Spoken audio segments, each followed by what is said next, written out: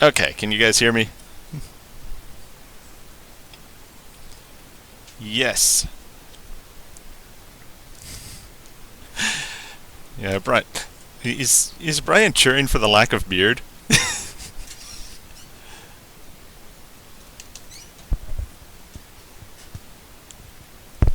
Here, cut the volume on my mic. Is that better?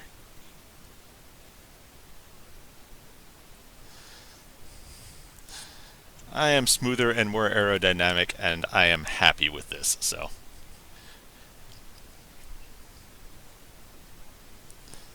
and also my girlfriend is happy with this.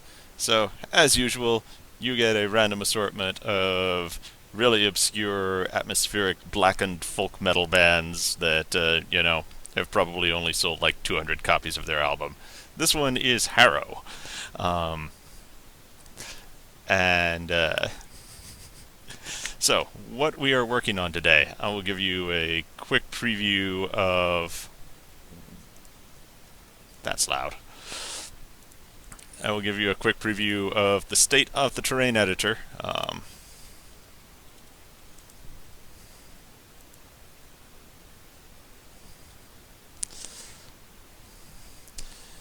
This loads up for 1 minute.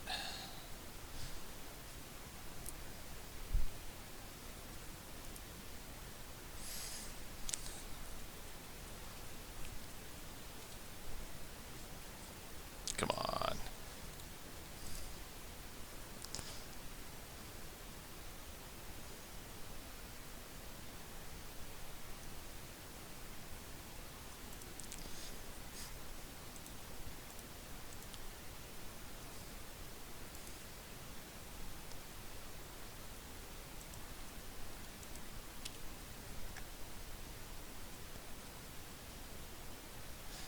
Okay.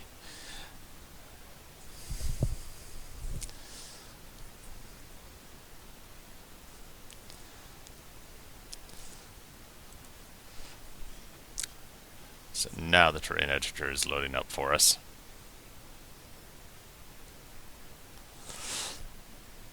And the basic idea of our world editor is based on something called subdivision surfaces.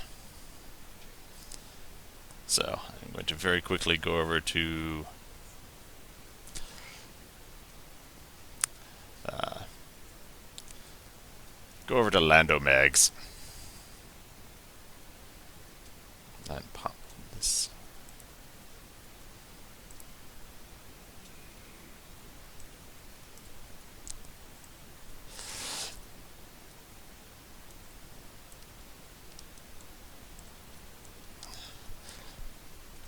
So, if you haven't seen it in IT, this is some of the new world stuff that we're generating procedurally.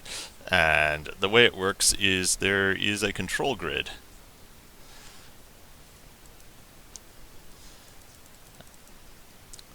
So running a little bit slow because it's all in the debugger at the moment.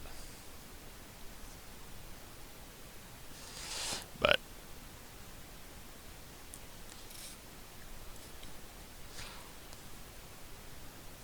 here is this great big control grid with points, and I can pull these points around, and that makes changes on the map.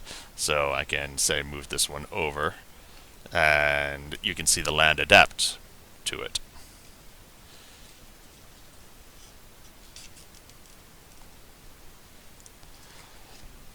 Again, this is slow because the debugger is attached to it.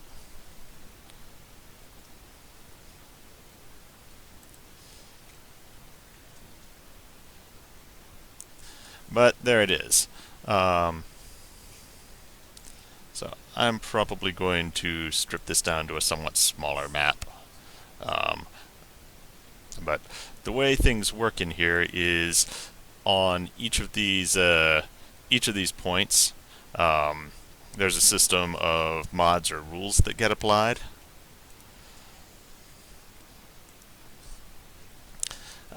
And the way those chain together a whole bunch of fancy convoluted things that drive how the terrain gets deformed.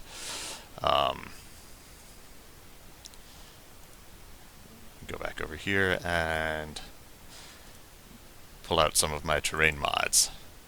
And you can see these guys do their thing to connect together a whole bunch of nodes that create rules for driving the terrain around. And what I can do with this is say I can assign a different mod to that, and the area around that's about to change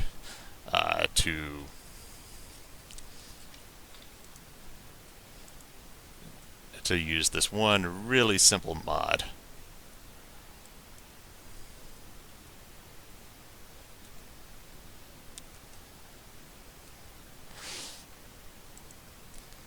The mod is called Warp a Lot, and it just applies a lot of warping to an area. And all I'm going to do is go over here to this one super simple mod.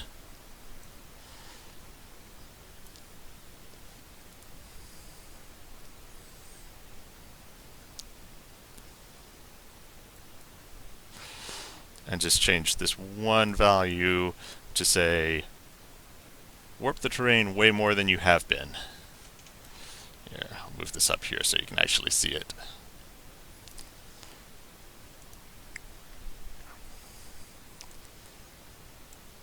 Just turn that up to from a 0.3 to a 0.6 and hit save, and then you'll see the terrain remake itself in response to that to be a lot more warped in that particular area. Again, it's slow because debugger, but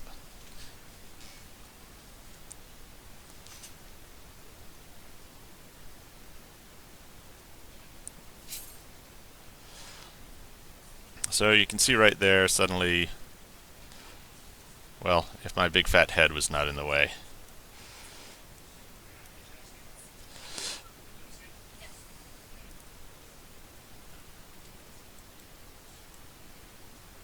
You can see that suddenly the land became way more warped right there. So what I've been doing is building out editors for all of these,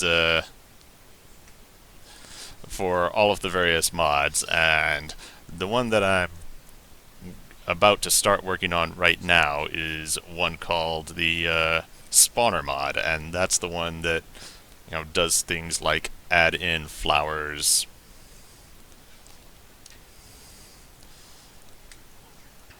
grass, all of that. So that's the stuff that procedurally places all of this stuff in the world. And obviously I've written it on the back end, but I haven't put an editor in for it yet. And that's what I'm about to start working on today, because there's just a whole bunch of little mods like that. So back to Visual Studio, where the magic happens. Hold on, it's mark time.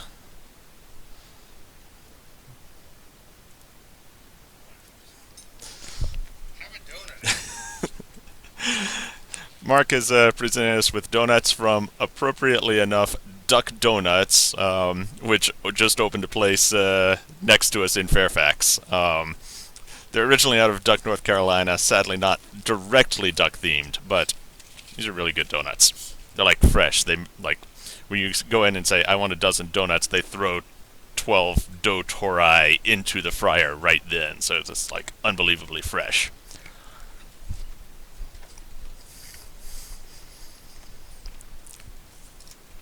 That's delicious, and I'm not going to eat in front of a mic anymore.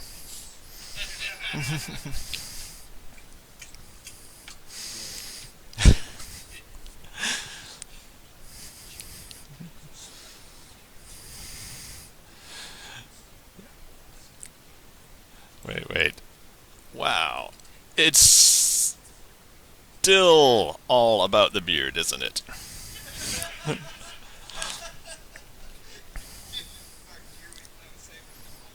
Hold on.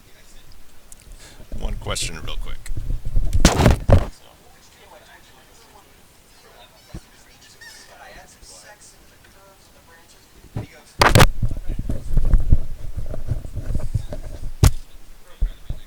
No.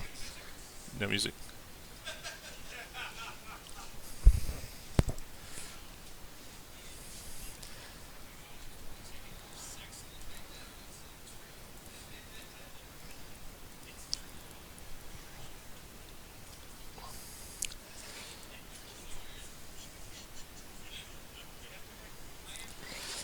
Apparently my music's not playing.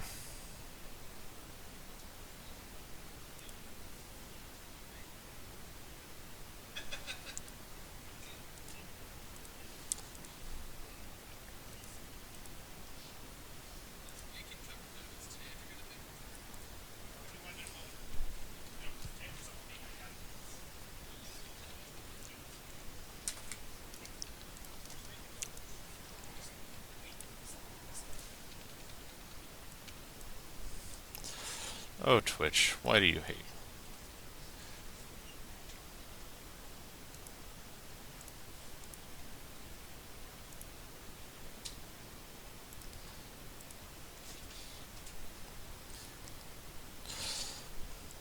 Ah, well. I guess nobody gets any music today. It's really good music, I promise you. Actually, one last thing to try.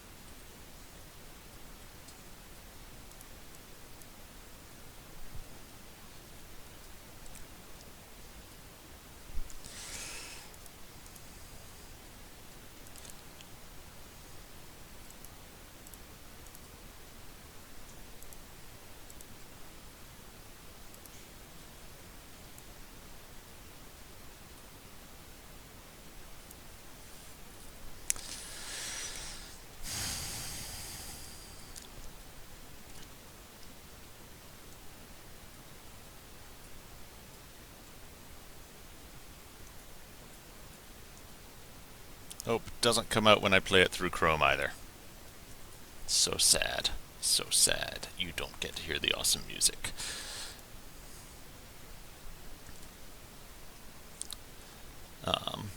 Okay, so failing that, we'll worry about that another day.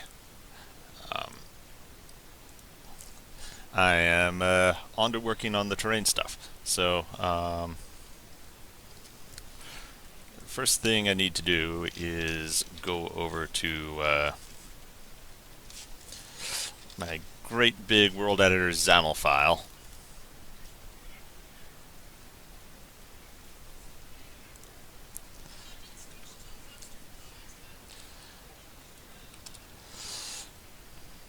Actually, first thing is here's the spawner mod that I have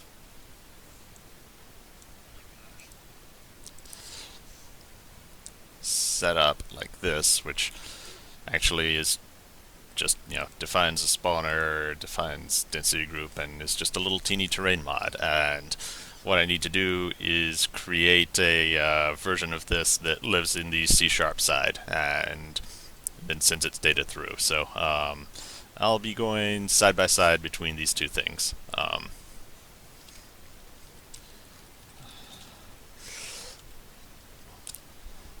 So here's the C# side of everything, which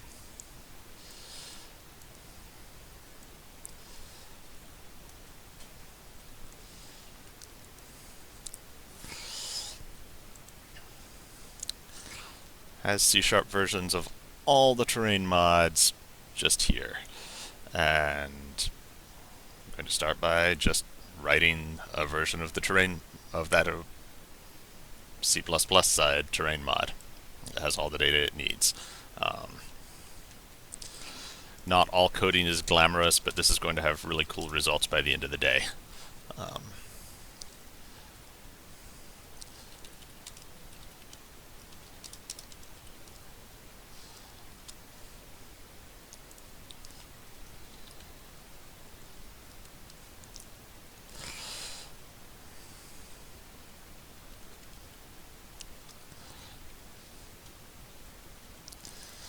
So I'll put in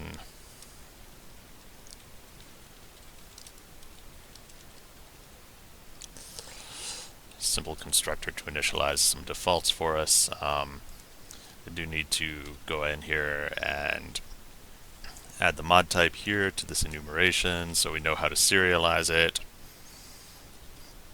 And this list must be kept in sync with the one in terrain modloading.cpp and worldlib.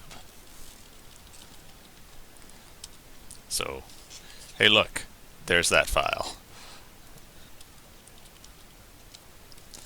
And then down here we say deserialize all the things.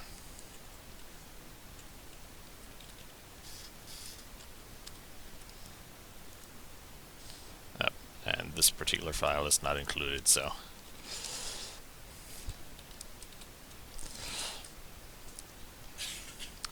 And the rest of that should just take care of itself as long as I write an init from resource in spawn mod, but I will do that after I actually write a resource in the first place.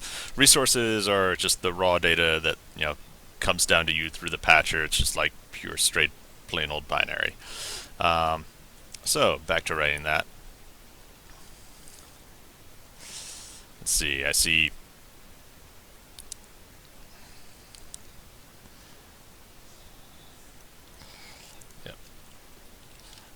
mod type spawn, and we don't have a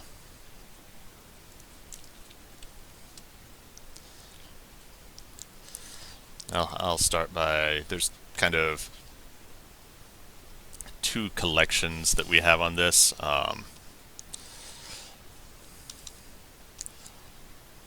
So we have a spawn density group, which defines a bunch of things that, you know, just like a bunch of things that all spawn in one thing and have their density controlled as a unit to, you know, not collide with each other.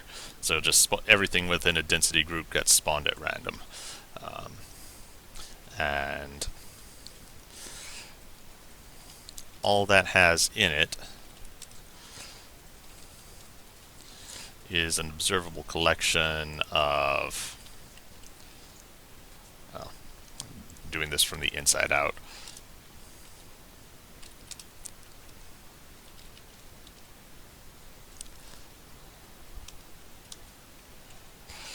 Yes, and put on our CSE notify property changed on all of these so that it will propagate stuff up to the editor.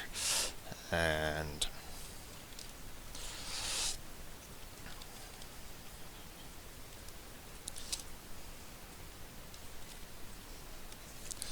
have a model ID. Again, I'm just sitting here going back and forth between the C++ and the C#, and just kind of implementing a parallel data structure. I'll even pop this out slightly so you can see me doing them side by side.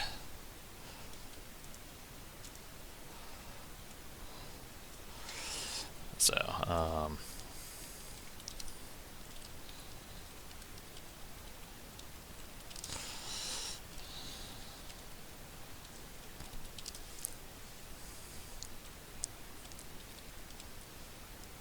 I'm skipping the density group because that's just going to be which one it's part of up here.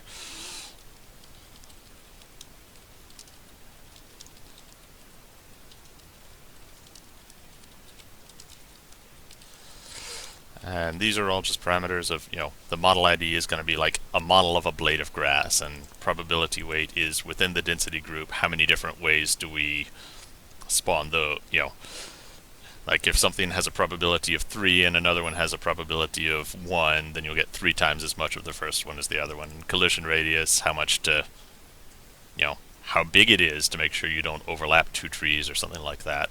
Align to terrain is, it's kind of weird. It's a float and not a bool, so you can say, you know, aligned to terrain of 0 means it'll always be straight up, and 1 will be completely aligned, but you can bend it back and forth. Same thing with align the normals. If you align all the normals of something, it'll light just, you know, as if it's the ground itself, which it can be a useful thing to do. I've learned from doing this in other games in the past. Min and max scale, self-explanatory. Min and max aspect, that's, to make something wider or taller, just at random.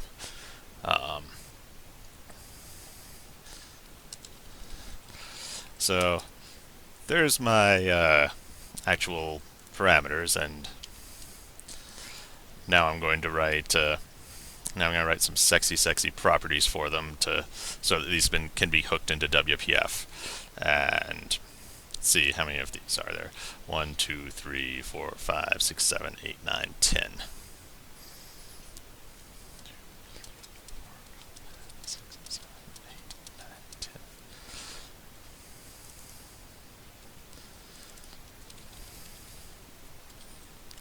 Model ID.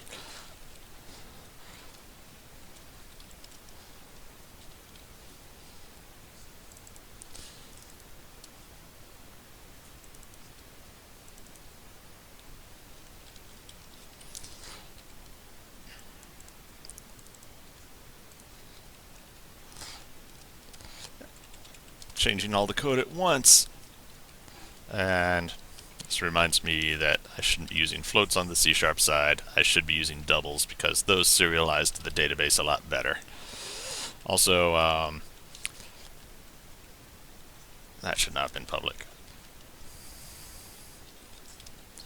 Putting this bson ignore attribute on all of those to make sure that we serialize the properties and not the actual fields. We're using MongoDB for all of our game backend data, document-oriented databases. I would not run a bank on them at all, but they're really awesome for storing a bunch of documents, which is what game content typically is.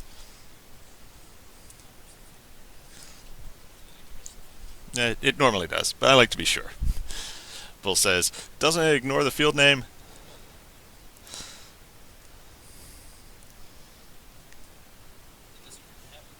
Yeah. So probability weight, submod ID. Let's bring this into the center.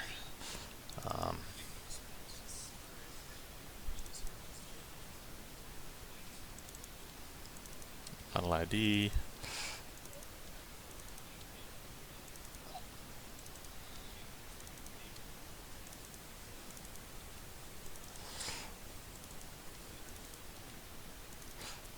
So this is just hooking up properties to the fields. C# has its auto properties, but when we need this set value attached to all of them, that's why we can't use auto properties. And what set value does is it will propagate an event out to the world if the value actually changes.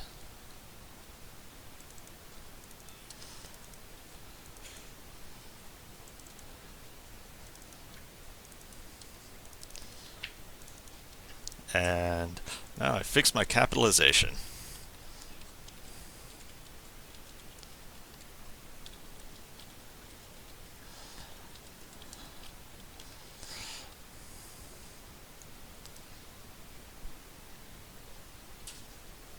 Oh, missed one.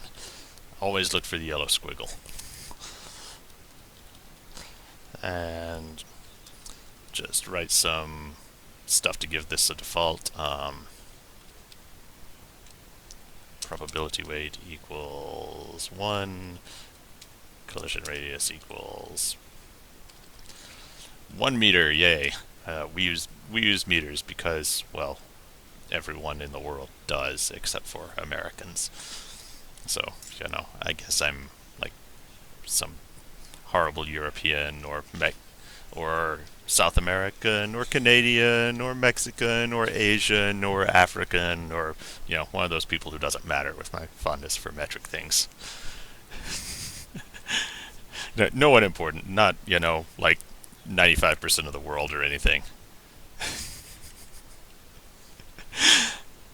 The pitchforks are coming, America. I hope you realize I'm not taking this very seriously.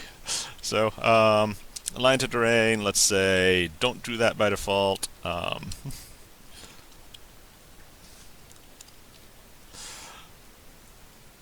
Align normals. Also don't do that by default.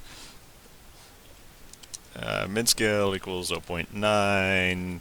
Max scale equals 1.1, just to give things a little bit of automatic height variation. Min aspect equals max aspect.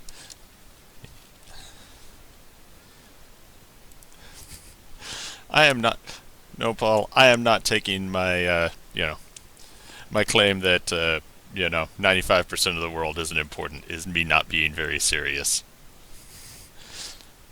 From now on, we're going to do all of our calculations not in meters, but in foot pounds and furlongs.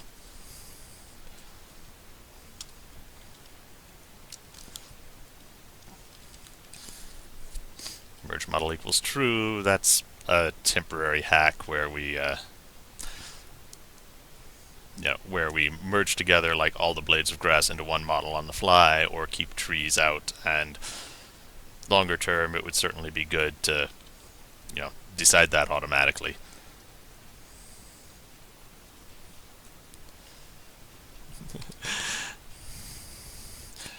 Well, Poly 2K, we are hiring if you really want to come work for crowdsourced labor of love wages in one of the places with the highest cost of living in America. That, yeah. Why did we do this? So I think I'm just going to get rid of the merge model, and later on I will do smarter things about automatically deciding whether to merge the model depending on whether the model has lots of triangles or not. Bill says it's because Virginia is for lovers. And wait, our game's about fighters, not lovers. This is a problem. So I'll also get rid of this. See, even had my comment about to do. This is a temporary hack, and we don't want to do that. So going back to the C# side, that takes care of the spawn definition, and then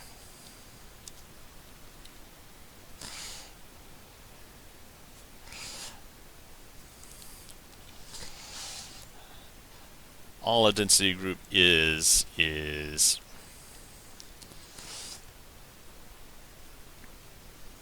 collection of things that space each other out and don't collide. And so a density group here in the editor is going to be a collection of spawn defs.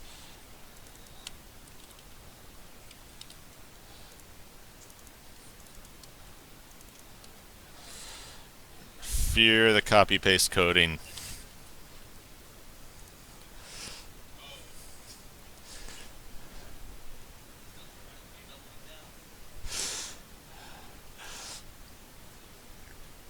And I'll write a nice happy little constructor for this that says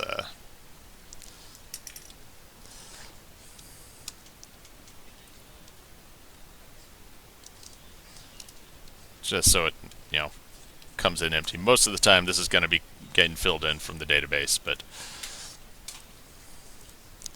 just in case we create one on the fly. All right, I forgot to actually. Oh, I called it spawner.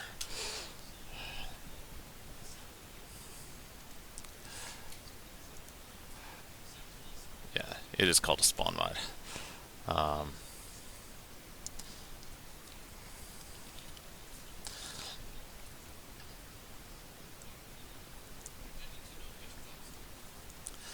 So I'll write this resource later.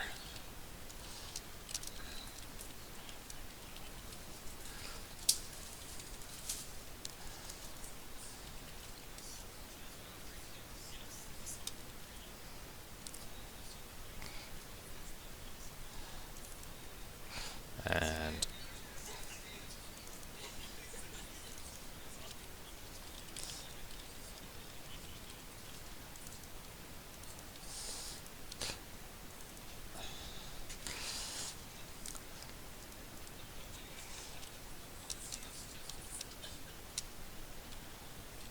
Oh, autocomplete, I love you so.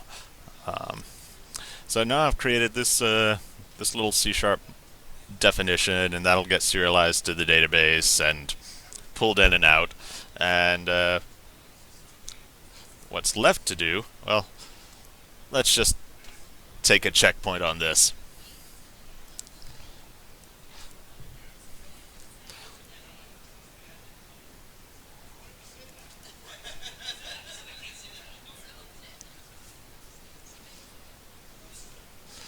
Oh, it's complaining about me at me because I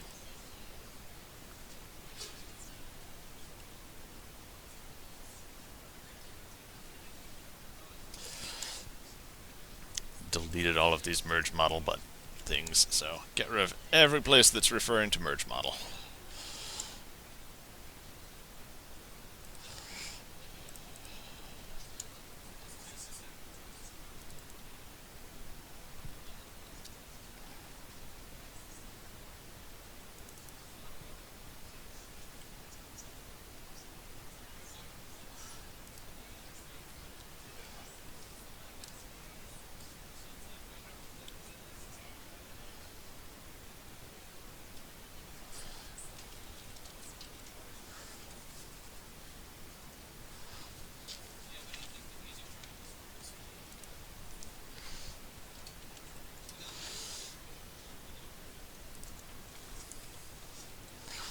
So spawn def. I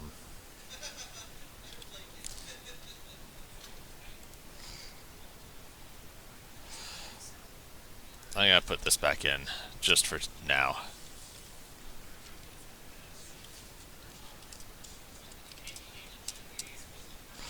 Everything gets its model merged.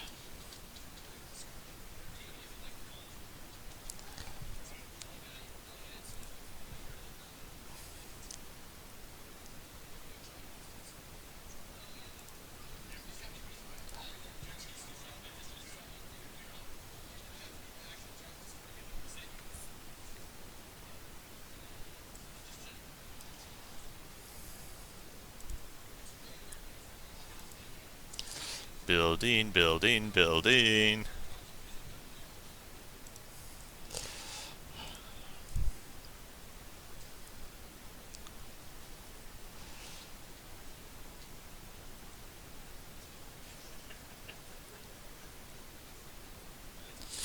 Can I show MongoDB serialization? I don't know. How do you show stuff coming in and out of a database? One of the awesome things about using a document-oriented database is it really is just like in and out. I mean, there's no custom serialization to write. Yeah. Imagine just like take the C# class and turn it into JSON via reflection, and then turn it back. We are using the C# driver for Mongo. We're not using Mongo in any of the C++ stuff. All the C++ stuff is raw native code that just deals with bytes of memory and doesn't do database queries. So yeah. Well, it says like God intended. Yeah. Relevant XKCD is relevant.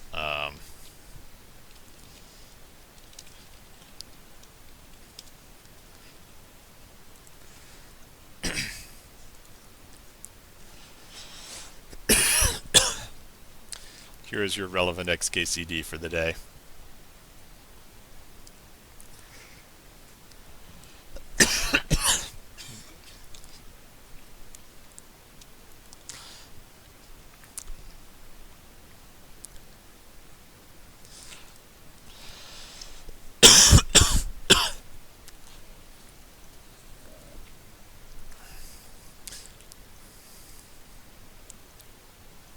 C++ and Perl, they get stuff done.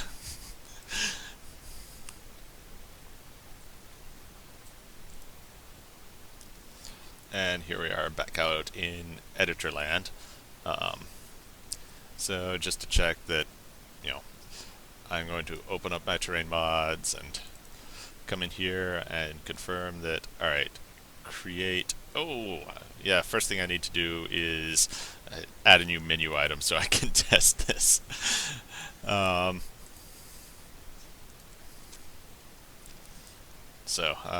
Going back to our big pile of XAML. XAML, it's like kind of like HTML, but for buttons and UI stuff on Windows Presentation Foundation, and also all the new Windows 8, Windows 10 store type stuff. Um, so just search for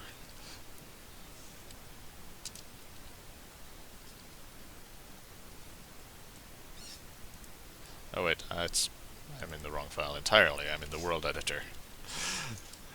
Terrain mod, I believe group detail view is the thing that is the up close and personal details for a group of mods.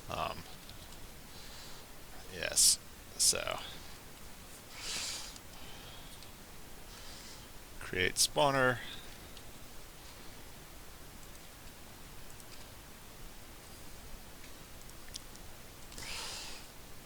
Everywhere we're doing the other things for the other mod types, we will create spawner.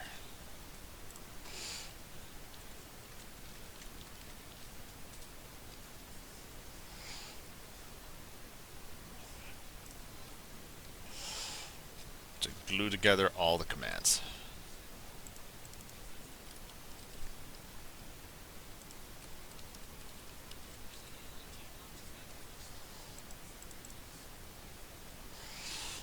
And then we go over to the actual file and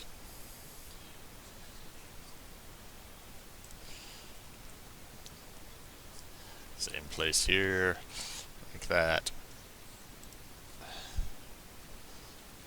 Create spawner,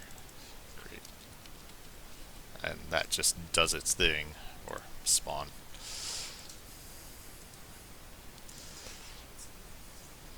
And dry run, make sure it all actually works.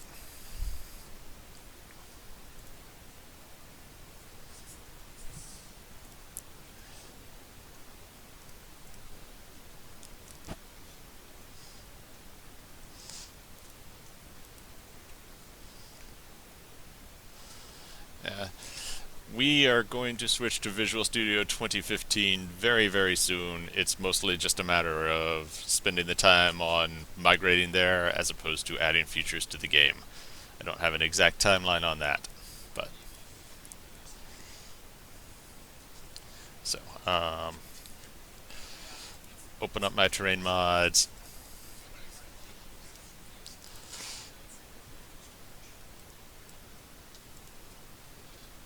And now I should just be able to say create spawner. And what did we not do?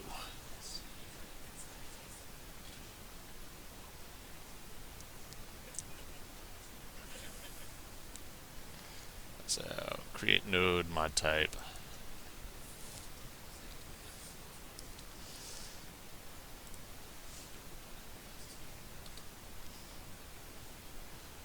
And it's failing because I was inconsistent in my name of spawner versus spawn, I believe.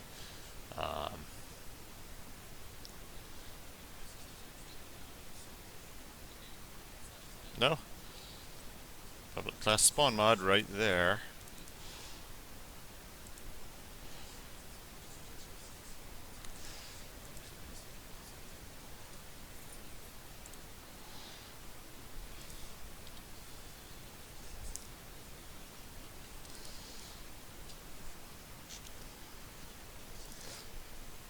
Alright, so I'm going to set a breakpoint here and do this all again and see how we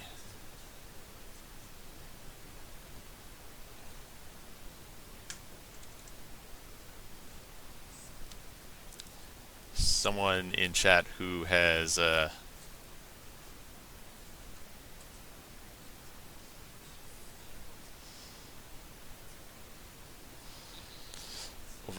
right ear, that's gonna be Brian.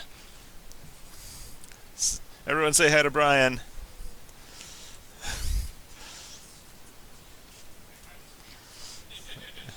Yeah, the last great beard. There goes JB. Alright, so back in here, open up one of my terrain mods and say create a spawner, bonk. So, mod type spawn. So first, this is just going through and getting the assembly and namespace. And our type name is assetlib.terrainmods.spawn. And what did I name it? I named it spawn mod because I forgot I was in the terrain mods namespace to begin with.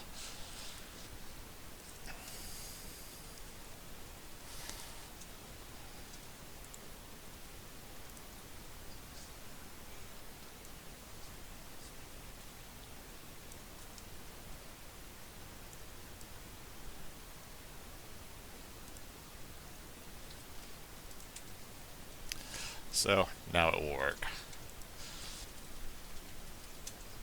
God, this donut is killing me. I'm going to turn the mic off for a second and eat this donut because it smells so good right next to my face. No, just put the microphone down, let them listen to you.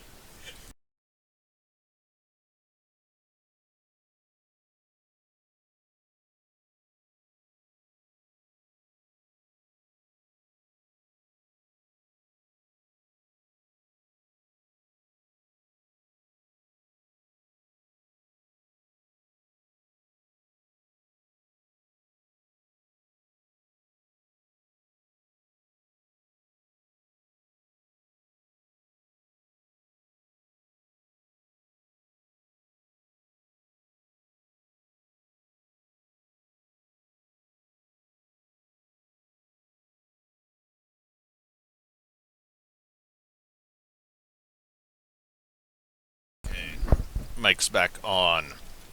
Donut partially consumed. And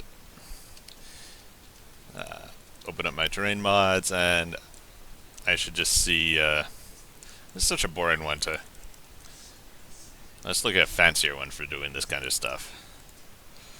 So create a spawner, and this time we step in, type name. Hey, we found the type. Now we create the type. Type is created. We have made it a mod, and we assign its ID, and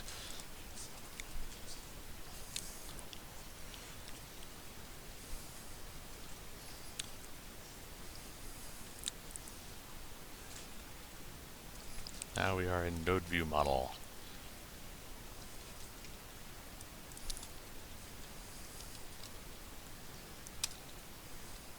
Line 66. Yes, so I need to go create a view model for this.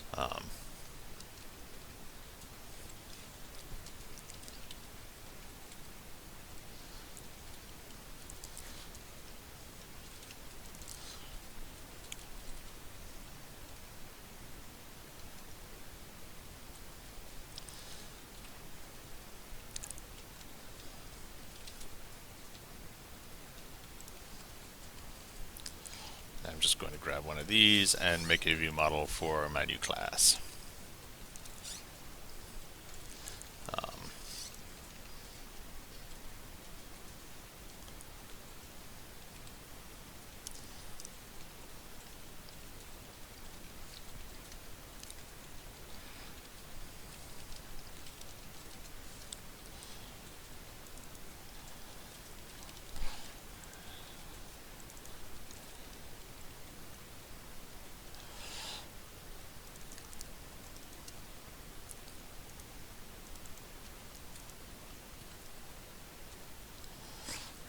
Don't need to do that.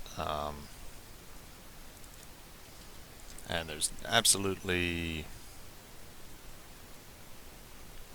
for now, there's nothing fancy in there, so I'm just going to bind this directly to a collection of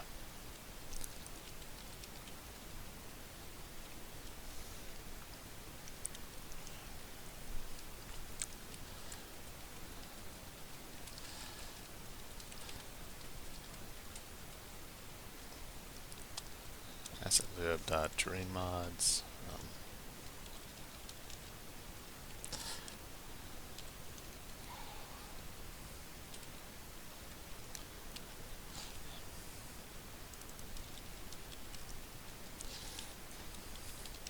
Density groups. And all I'm doing is connecting the view model to the model, which, if you know your MVVM type of thing, is pretty much standard stuff. In a little bit, I'm going to make view models for the density groups and the definitions inside the density groups, but that day is not today. So fire that up and watch it go.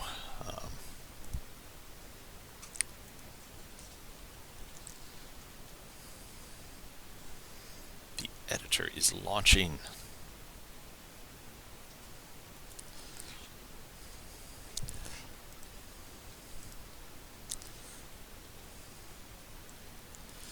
Beard, beard, beard.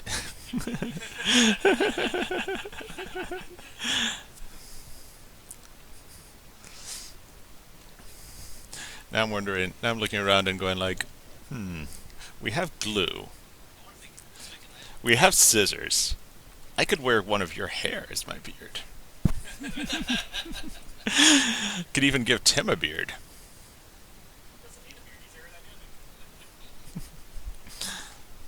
So, open up our terrain mods again. Or open up the fun looking one. This looks all hacker type. This is the hacker typer of terrain mods. So here we have a new mod, but it doesn't have anything in it because I haven't made a view for the view model yet, but it's all hooked up and working. So continuing on.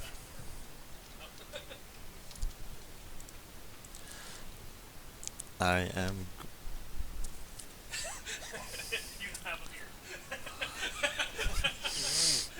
I have a cat butt strapped to my face. It's Grumpy Cat. See? Rawr.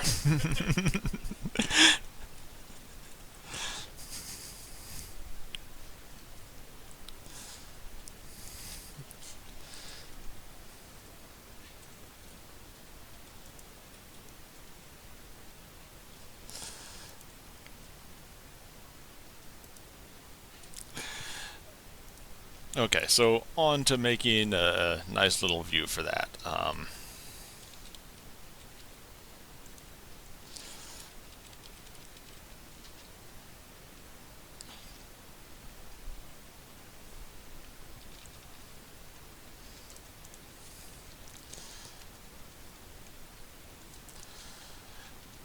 just going to copy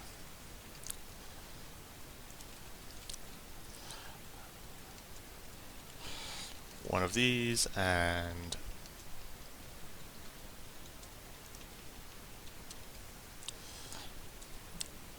make a new one just like this, and that'll be terrain mods spawn view model.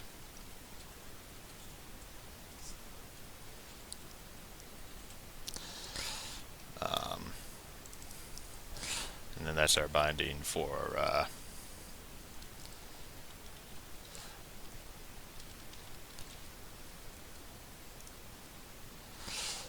is just in that list, and then I need to make another data template for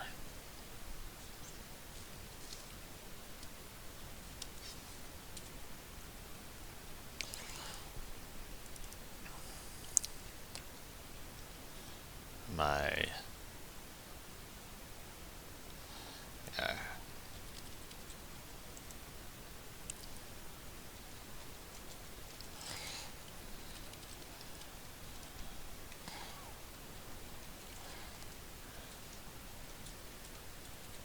asset mods.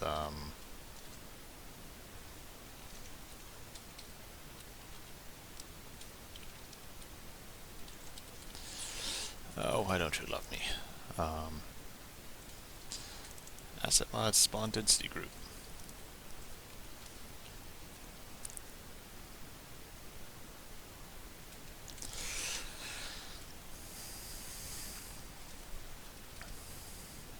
And that one. We don't have a name. So everything moves up one line.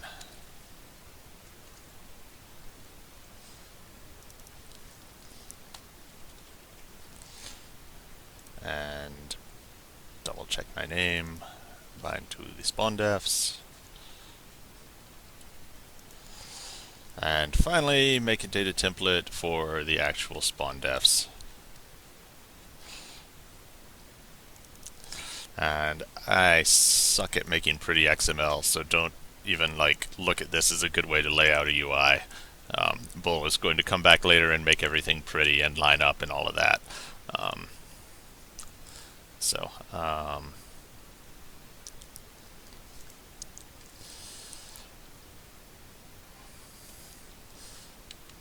I'm just going to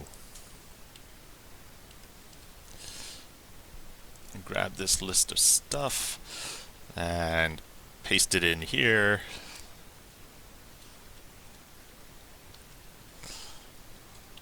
While I'm working.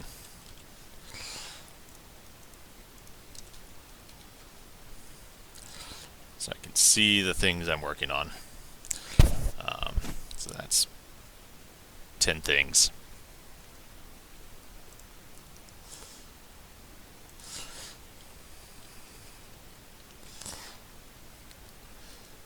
Three, 4, 5, 6, 7, 8, 9, 10.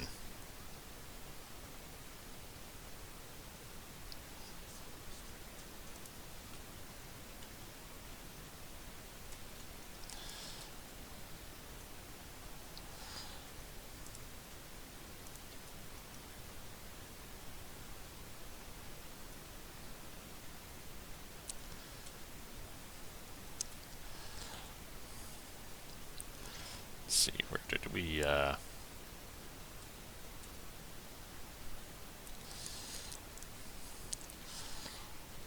I'll just go row and column all the way down here.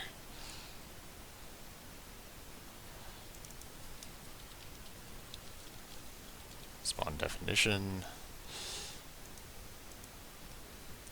Spawn def. And I just realized you can't see all my code. Now you can see all my code. I get excited about the code. So going in and zooming all the way in on this code, which is the reason I've been bouncing back and forth. So I will just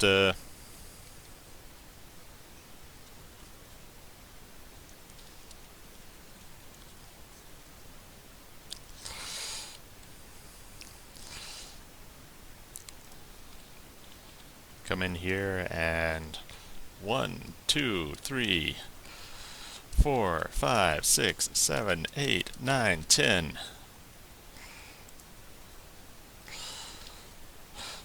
Putting these each into their right grid cell.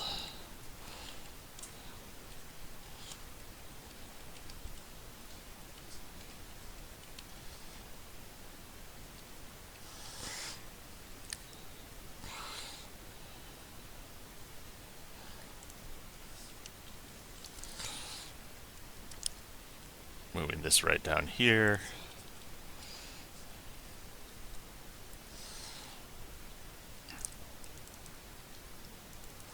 And model ID is going to be a thing that we're going to replace with an actual picker, but for now I'll just make everything a text box so I can see this come up.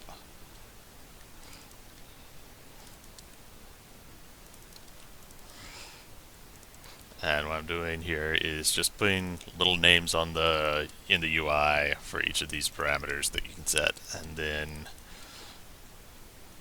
binding them directly to set the value on the C#.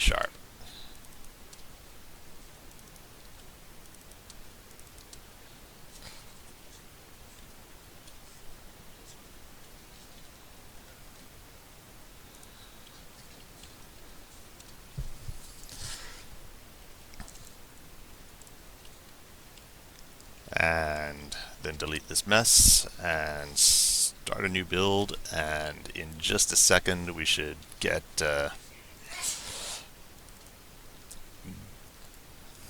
we should end up with everything doing its thing. La la la, wait for the editor to load. Well, wait for Visual Studio to finish making the editor. And then see which things I've forgotten to do.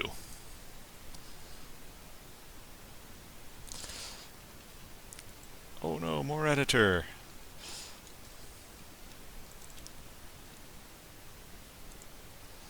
Create a spawner. And here's my spawner mod. We'll name it Mama. And we'll add one density group to it. Oh.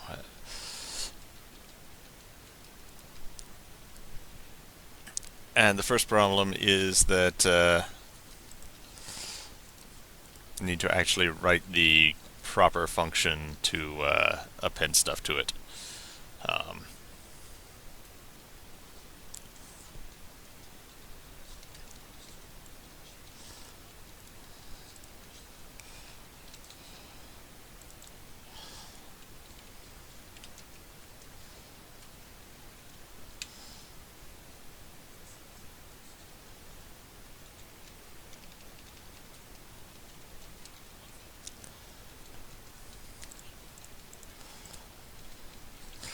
So I'm just going to go ahead and do both of these at the same time.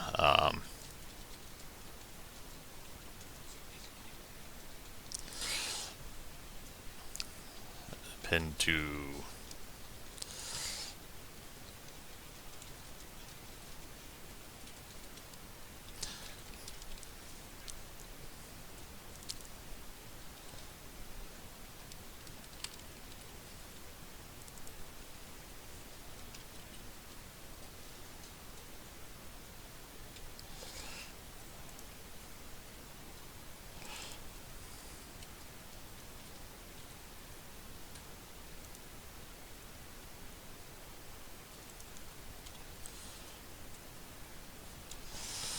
helps if your constructor is public. Otherwise, you can't construct things.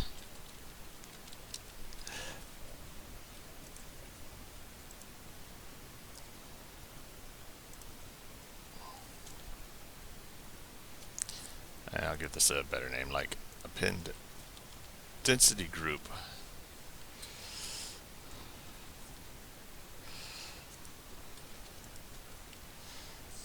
Insert density group.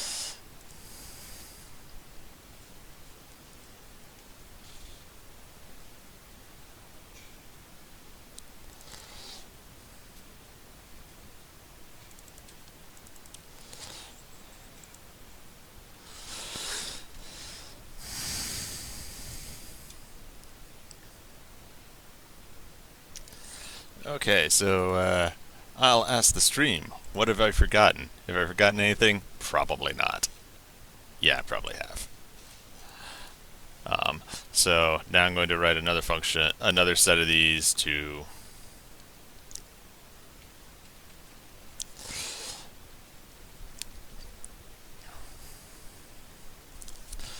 writing another one of these to just do the same thing, but to append a particular spawn definition to a density group.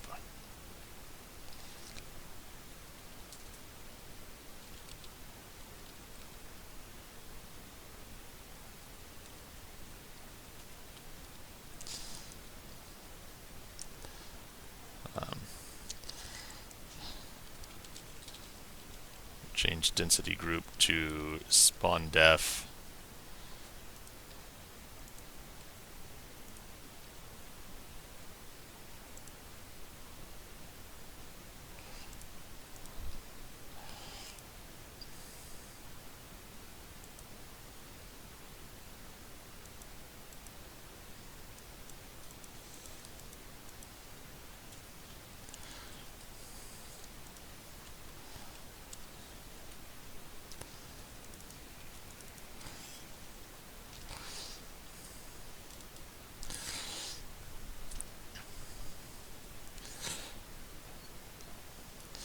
and this is for appending stuff. Actually, I'm just gonna punt on this for a brief second.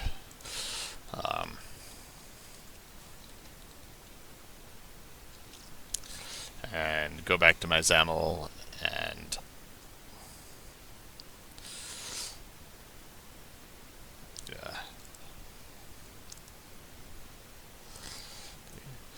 give these the proper names: append spawn to density group.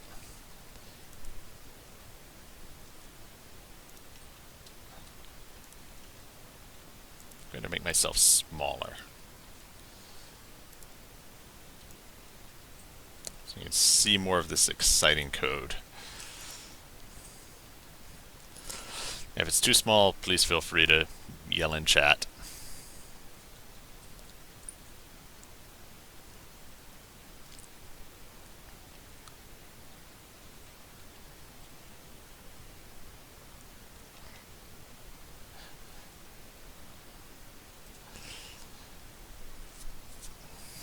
Wait, Tyler's telling me how to code? Tyler.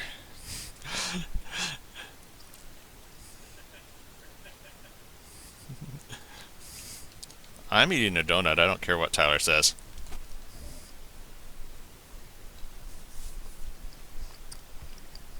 Don't make me bust out a pointy hat, Brian.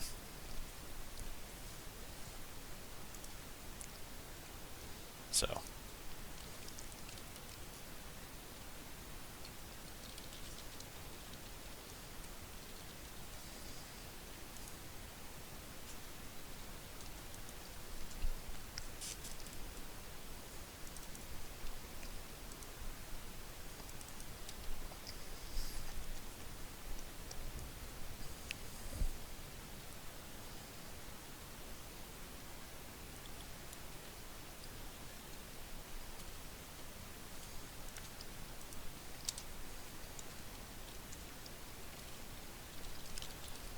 Append density group to spawn mod, append spawn def to density group.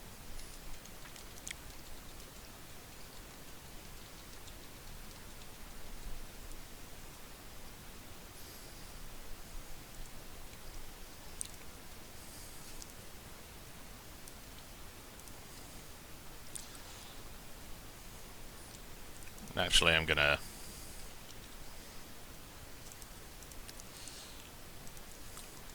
move everything down one and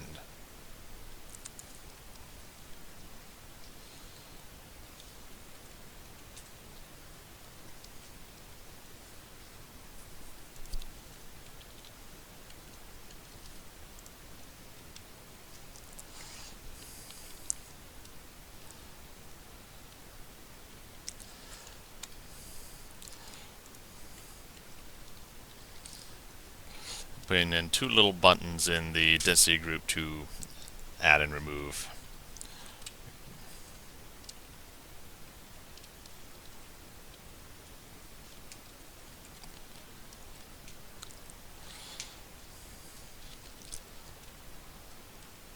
Hey, stop that.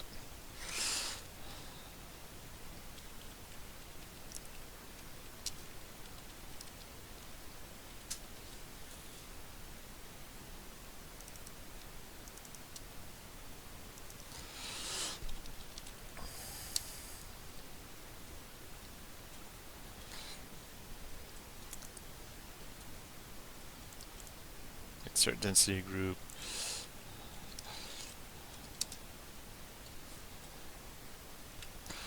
There we are. Two little buttons to add and remove, and then a list box of all the children, and then a button to append. And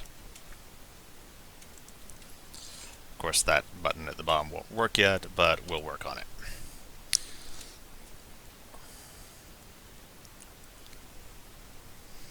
And in the meantime, more donut.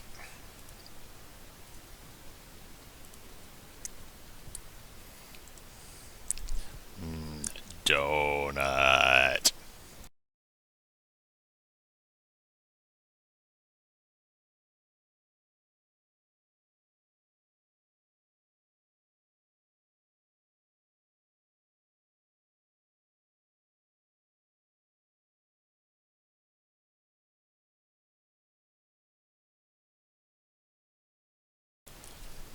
So, what Tim is trying to say is that donuts give me +5 to ignoring Tyler. It won't let me not define these yet. Oh, I did hear my name. Someone is calling me.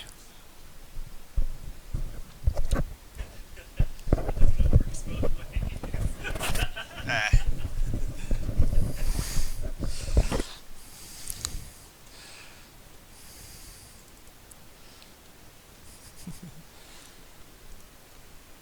Alright, so back to these.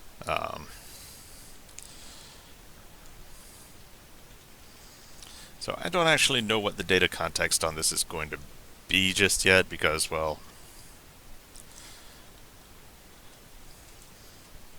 this stuff tends to be weird. Um,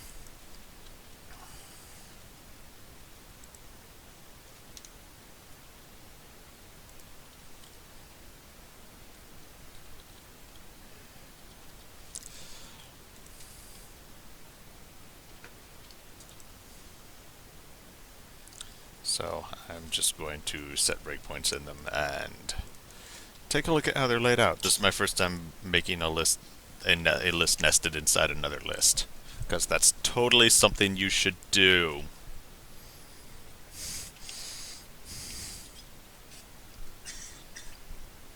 I'm sure there's a tree view control out there that could do this. I'm sure Bull knows how to do the tree view control.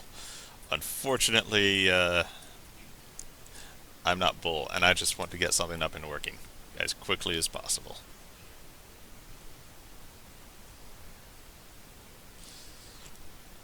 And here we are back to the editor.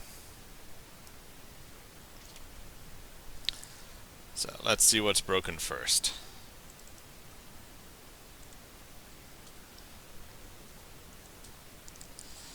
Alright, so can we add one? Yes, we can.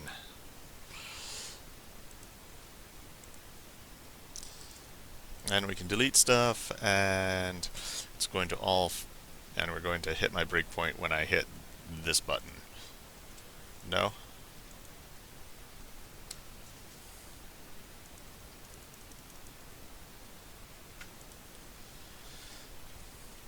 Well, that's exciting.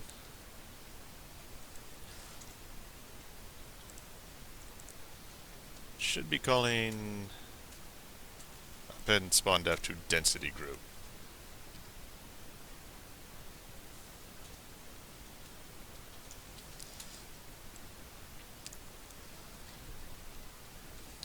It's calling this.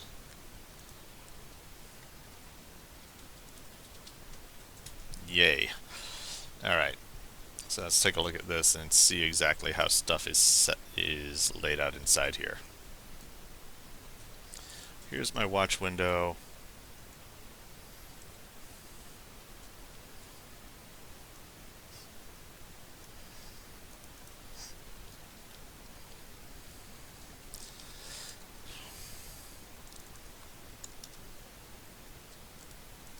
So the sender is a button, and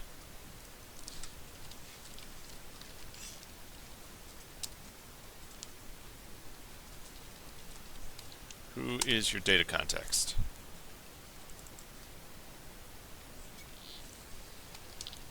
And I have to stick a typecast in here.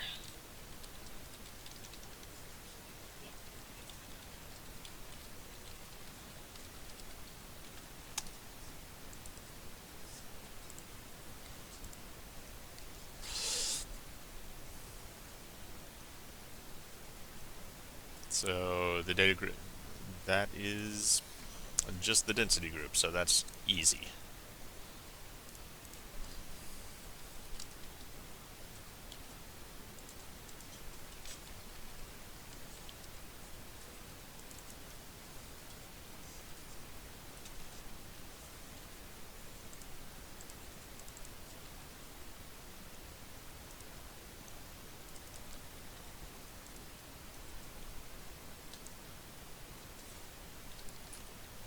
And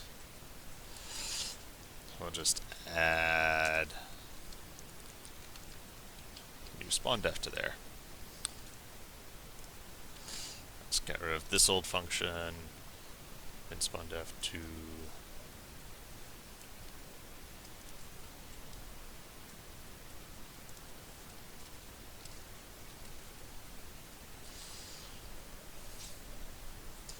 button item list mod.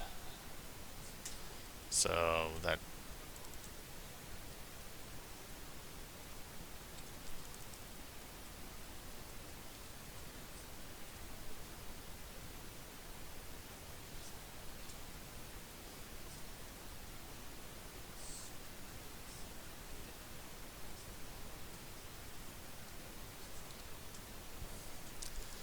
the buttons data context here will be spawn, and this will be a density group.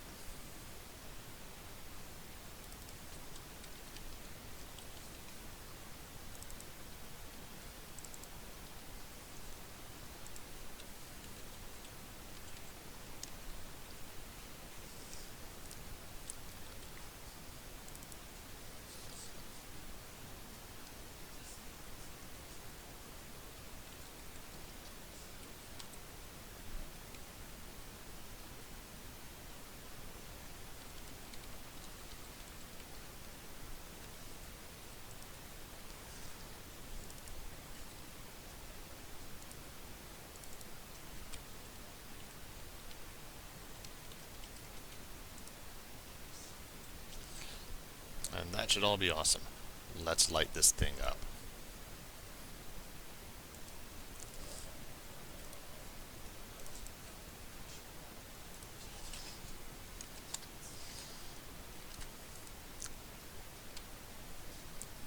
Awesome now.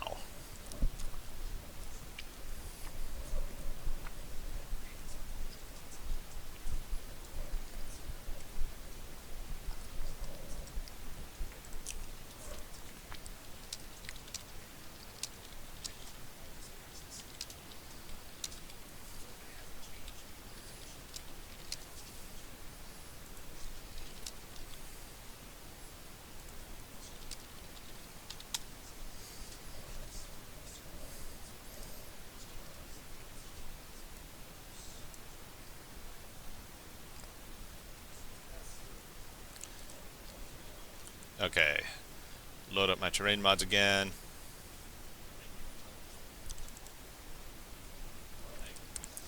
And create a spawner. Alright, and we add a new density group to this thing. And then we add, inside the density group, we add a new spawn definition. And you're gonna work. You're gonna work fine. Wow, look at that! Look at all those parameters.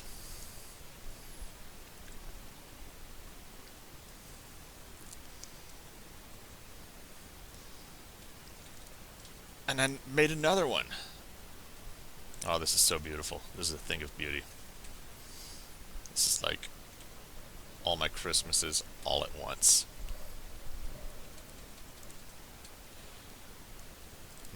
Perhaps vertical is not the best orientation for this.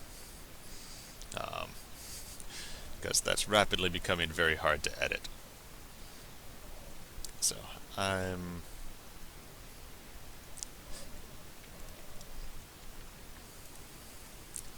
can just make it as big as I want. It just keeps on embiggenating.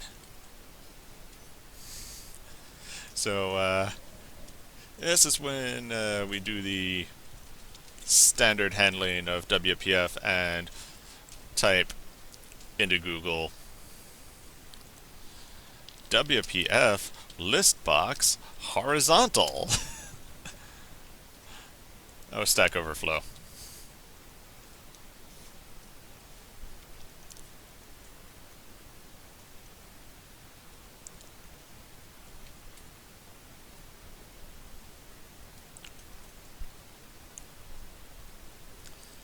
And here we are with a little bit of code snippets.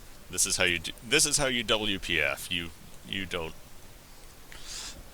you just Google lots of things, and knowing how to Google really the key.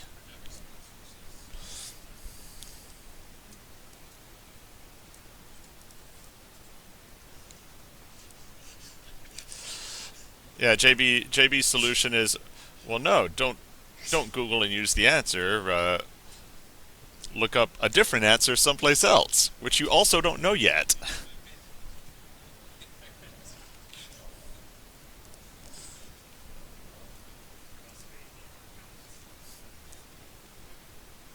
Those are easier to use.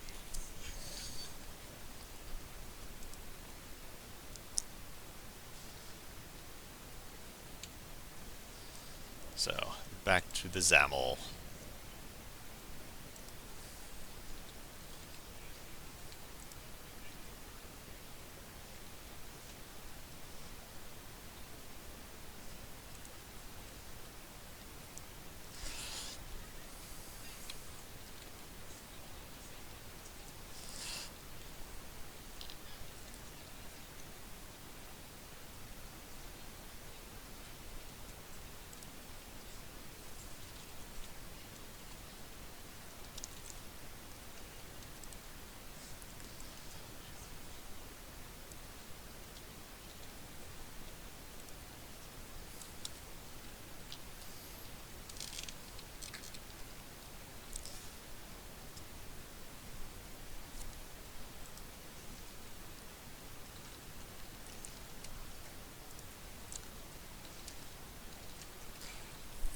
And now I have inserted the magic incantation that I got from Stack Overflow and Google without really, even understanding it or looking at it, but sometimes copy-paste coding gets the job done fast.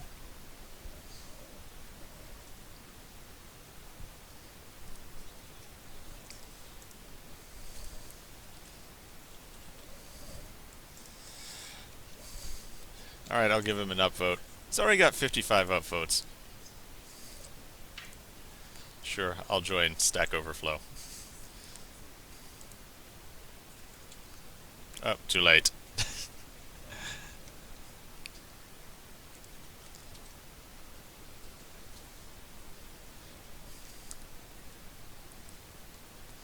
um, so,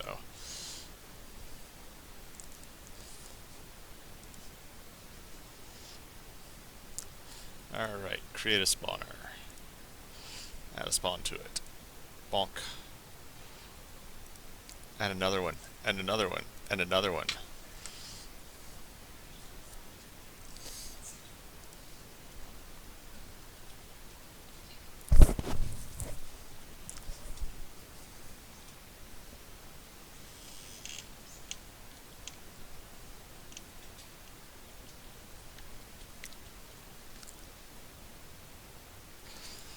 And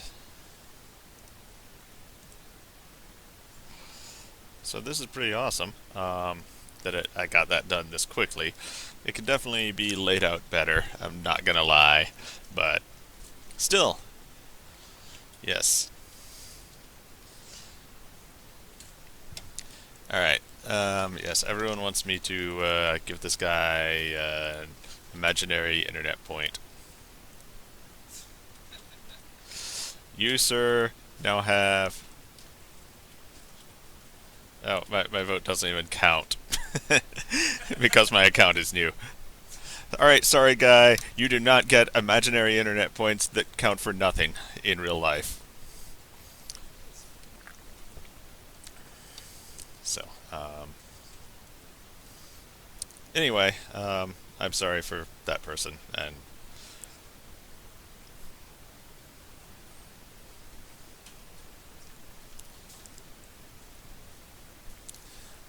so, one last thing to check out before we do this. Let's take this and just screw with the values. 12, 13, 9, 90, 0.4. Someday Bull's going to get to fix this so like it doesn't stretch and expand depending on the numbers.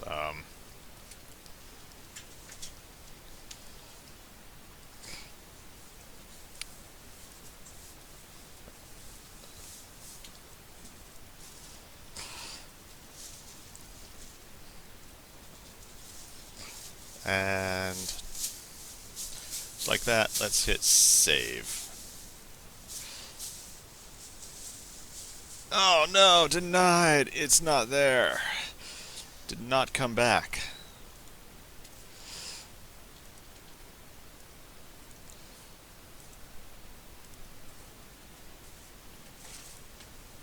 Well, now it's there.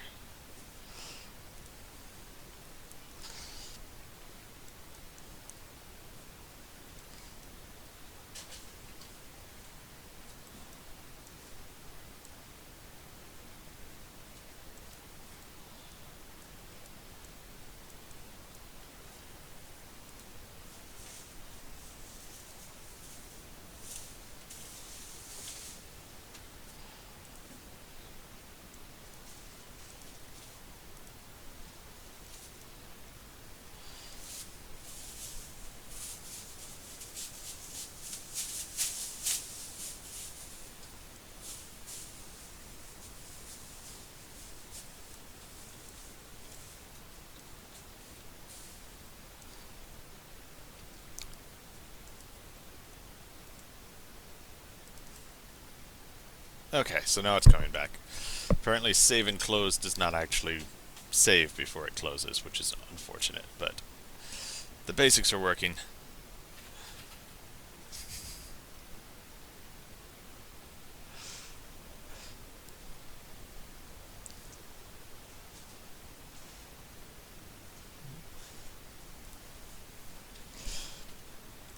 Here you go, guys.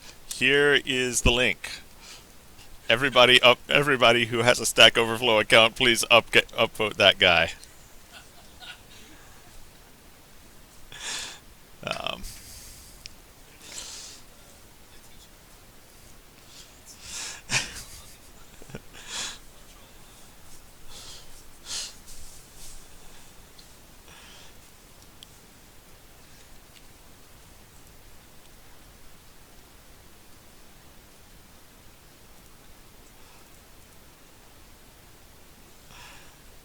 okay, so this whole node editor.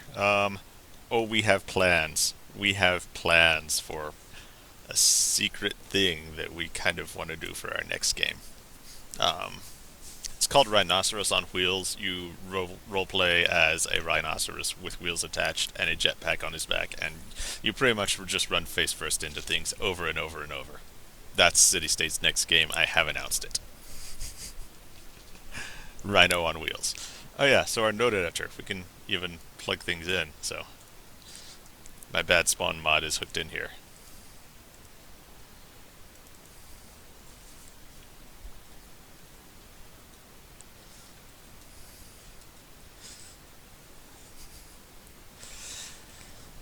All right, so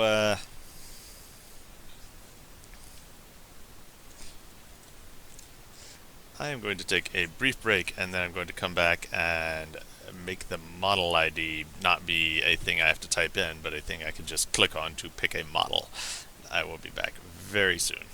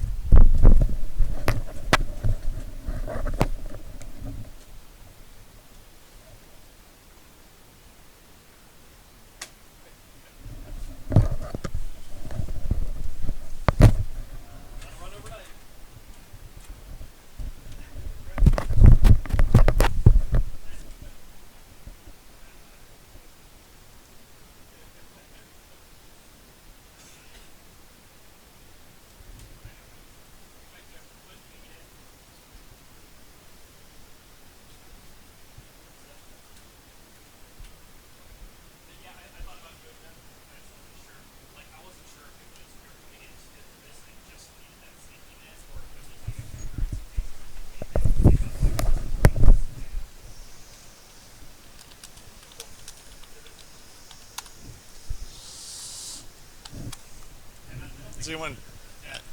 I'm gonna point at JB. He's the usual problem solver. You figure out. You have any idea why my music is coming out of here but not making it into there?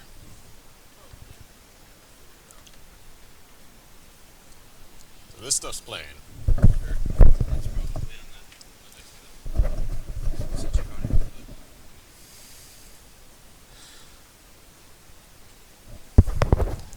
See, Mike's coming in.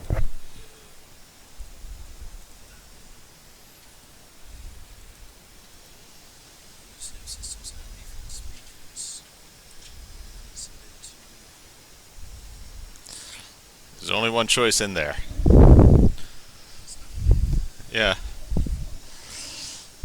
I have no idea why it's not doing it. Nope. There's nothing plugged in but... Oh, are they plugged... The USB? Ah, that's what it is. It's the USB speakers.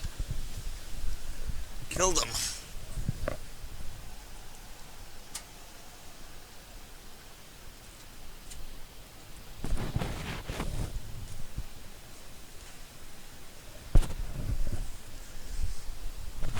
Okay, little USB speakers. Yeah, they're fully disengaged now. Seems to have made no difference.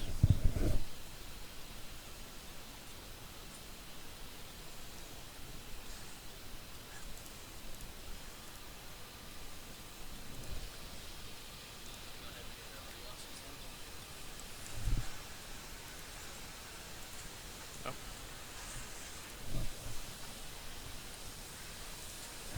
Yeah.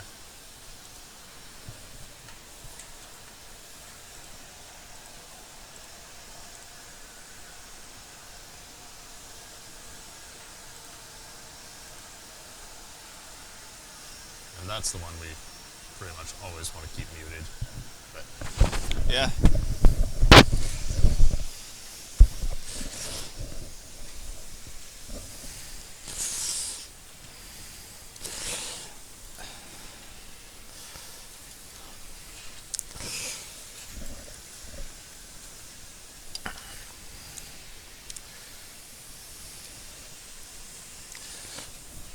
Okay, well, it is what it is.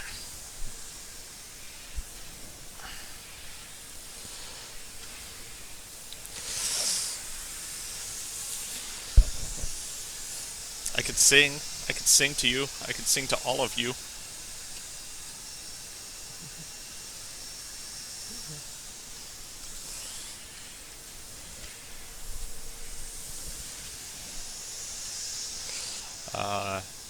Alright, so back to where we were. The goal is to, add a super awesome button to that.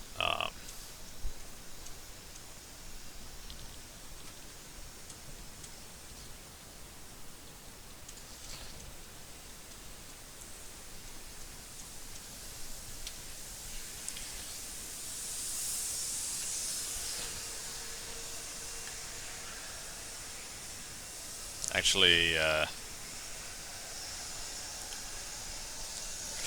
think what I want to do is, yeah. So what I want to do is add a button to that that's just a lot like this sexy thing I get in the world editor.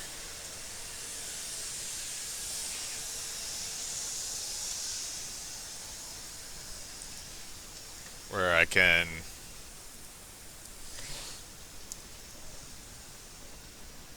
click on a button and get this awesome selector box.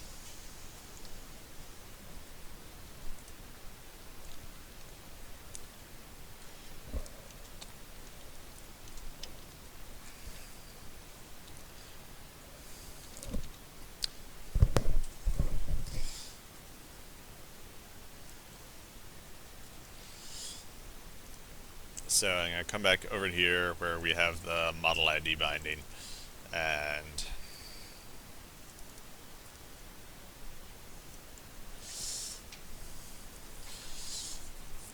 let's see, how did I... we have a little shortcut that I do in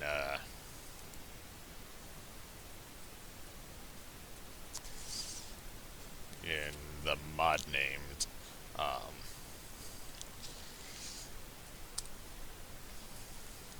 So this is, deep dark binding type stuff.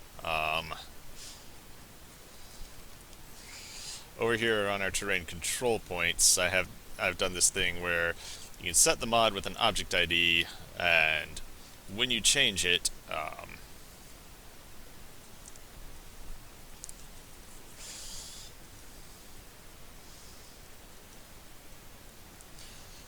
well, when you change it, your property name will also it'll also say, "Hey, the mod name changed." And actually, so what I'm going to do is copy this out from there and say,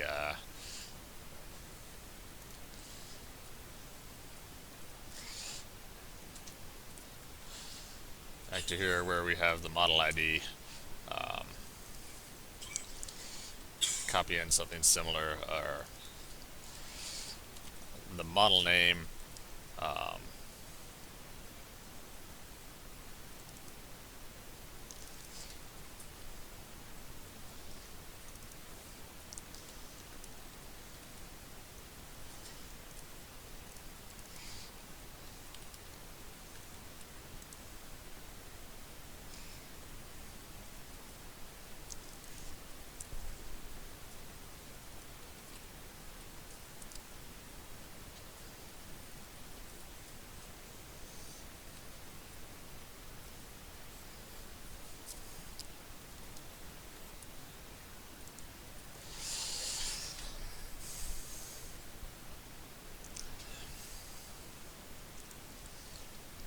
and what this does is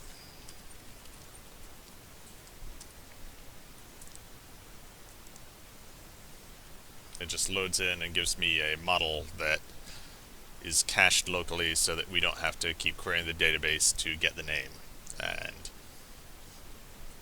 in WPF land, what I can do is I can bind to this property of model name, and even though you can't set it, every time you change the model ID that's up here,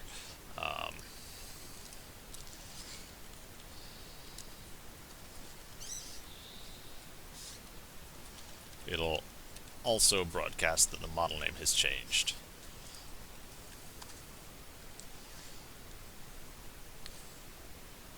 And I'm pretty much just going to copy the code from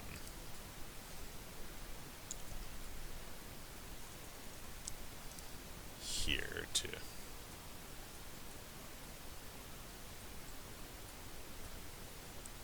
show you everything that references this.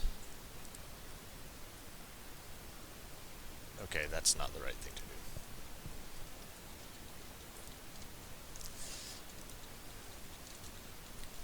So mod name,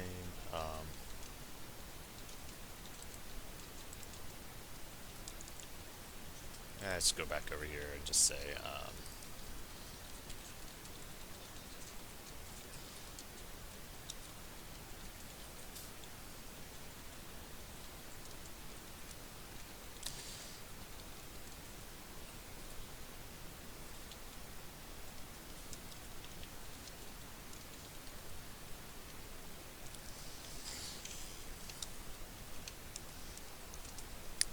make a stack panel to just line up two things in here. Oh.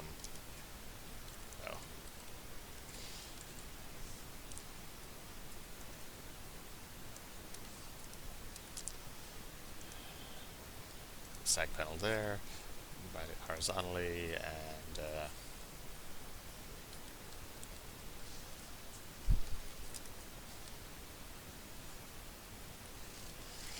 and that's just going to kind of just work, we hope. And then put in a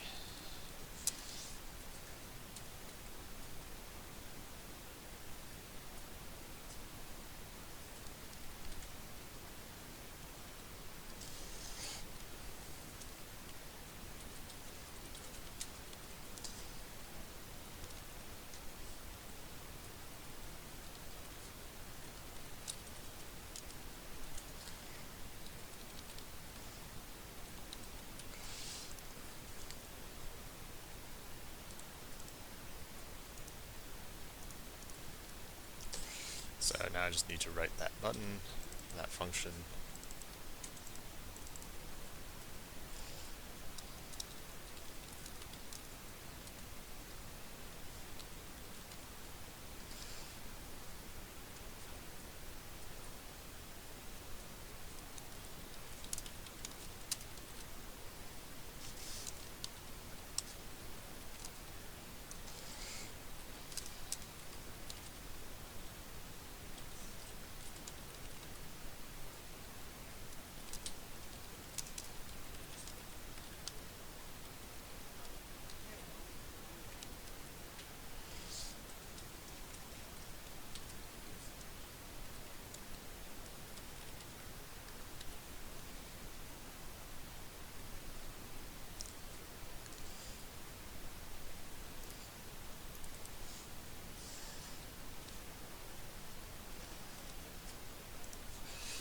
Copy and paste my code to actually open this up and select an object.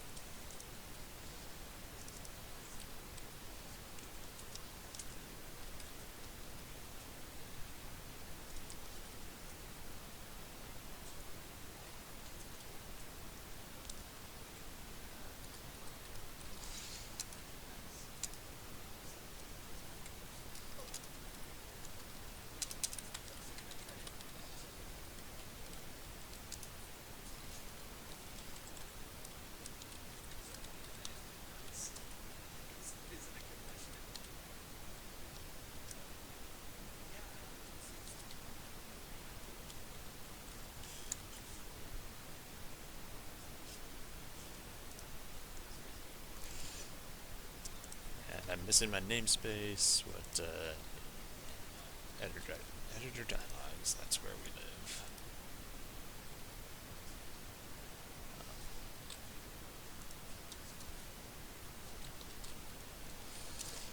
Now I got all my namespaces in here, and I should be able to just run it and have a button that will let me pick any model like a blade of grass.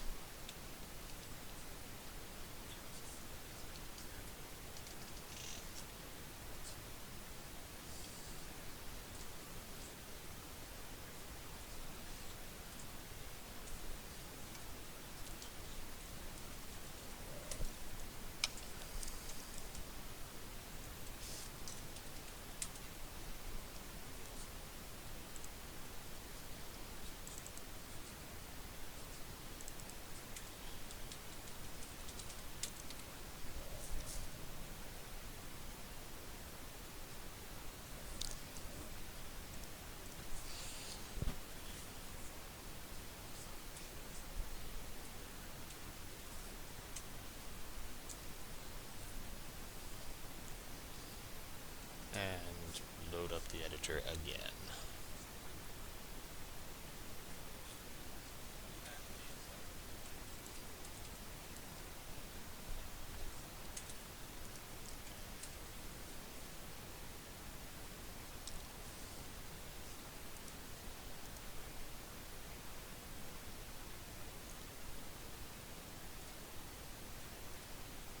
And what just happened? Nothing.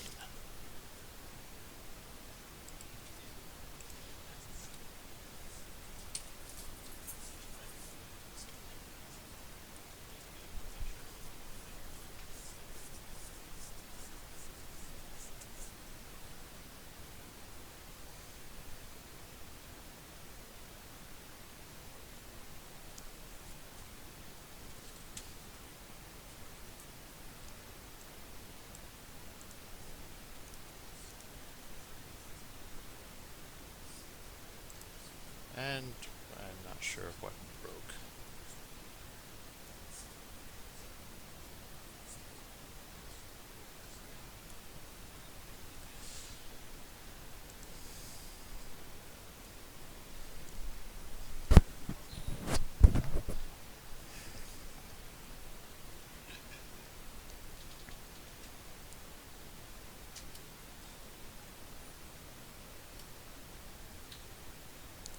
So I am trying to think why I've suddenly lost all items in my database.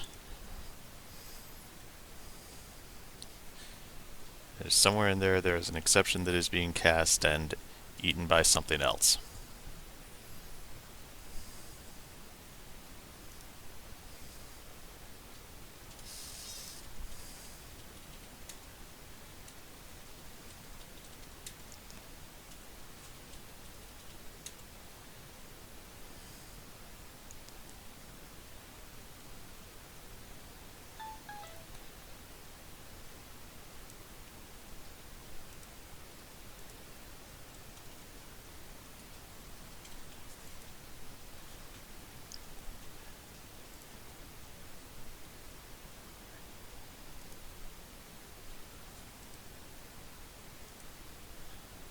Alright, so Tyler, that joke was like the builder's public joke was like funny once.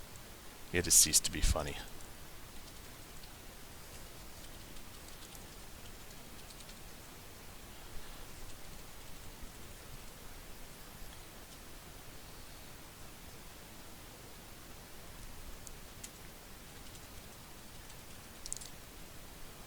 So anyway,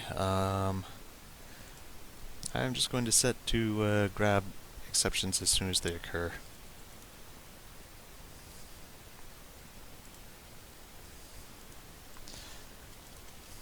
Then, what is the exception?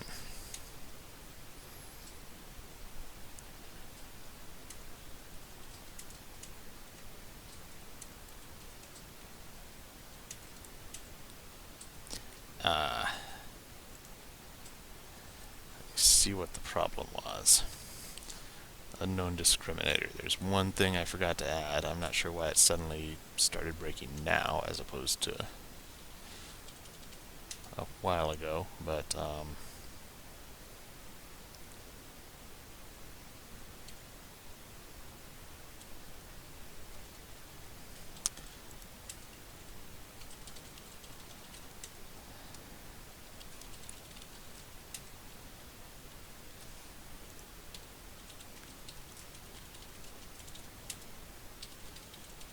that was what I was missing.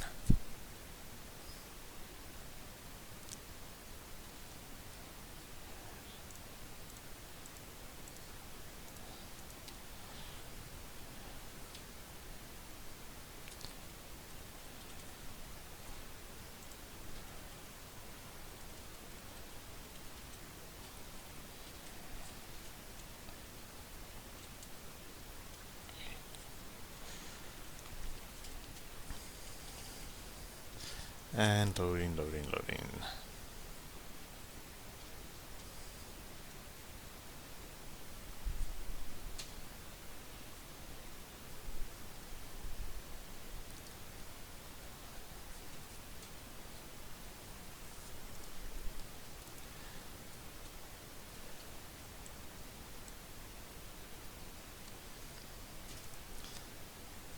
And they're back.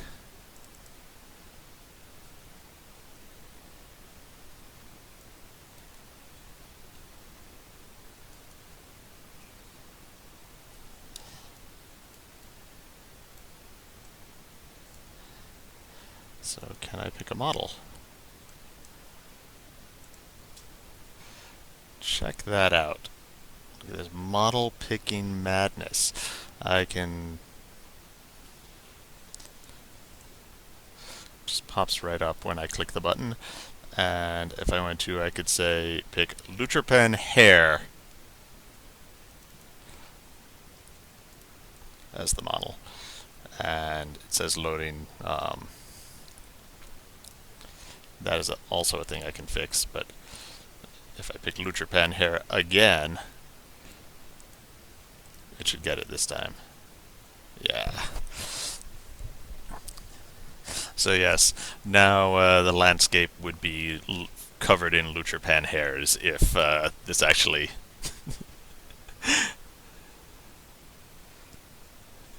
if this were getting passed all the way through to the client, which is just about my next thing after I make it, not just display loading for all of these.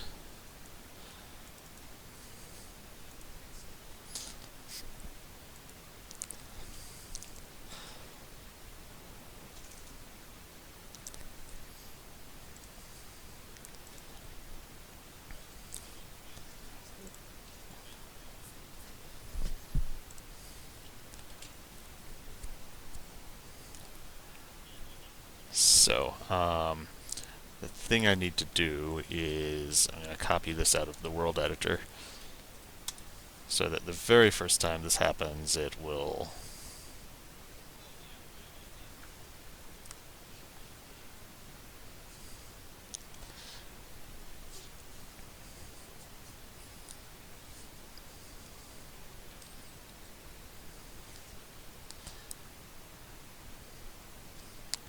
set a notification to load this stuff, which is right in here.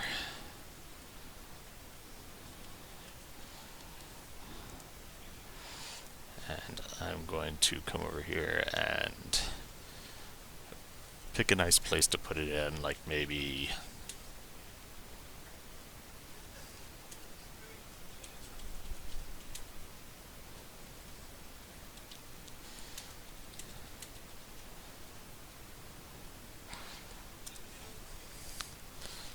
how about the workspace?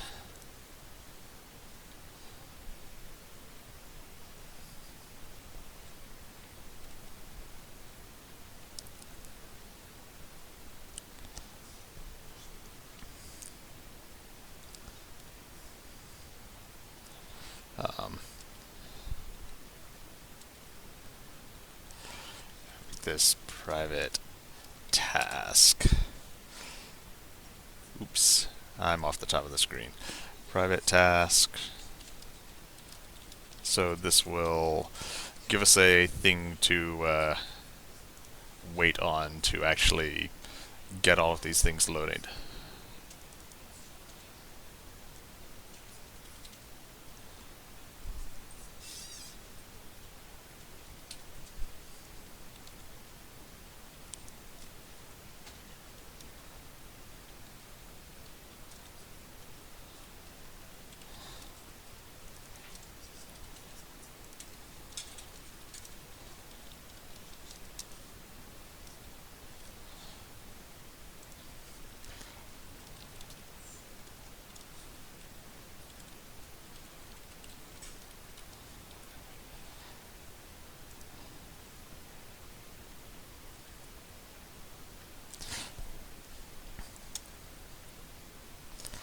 And what this does is it makes sure those things are just kept cached, so we'll all have their names at the ready as soon as we pick it. And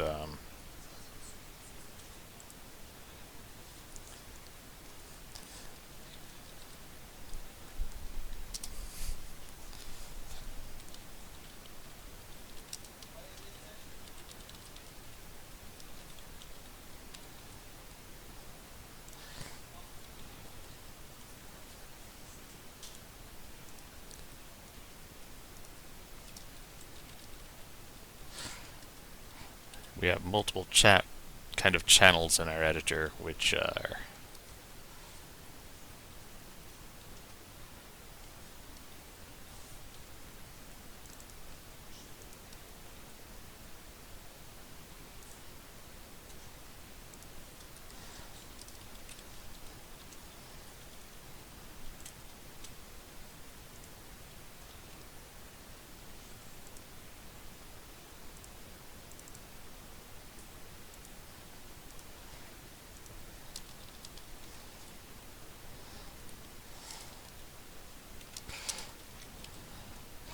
so we need to be able to remember which channel we're on, and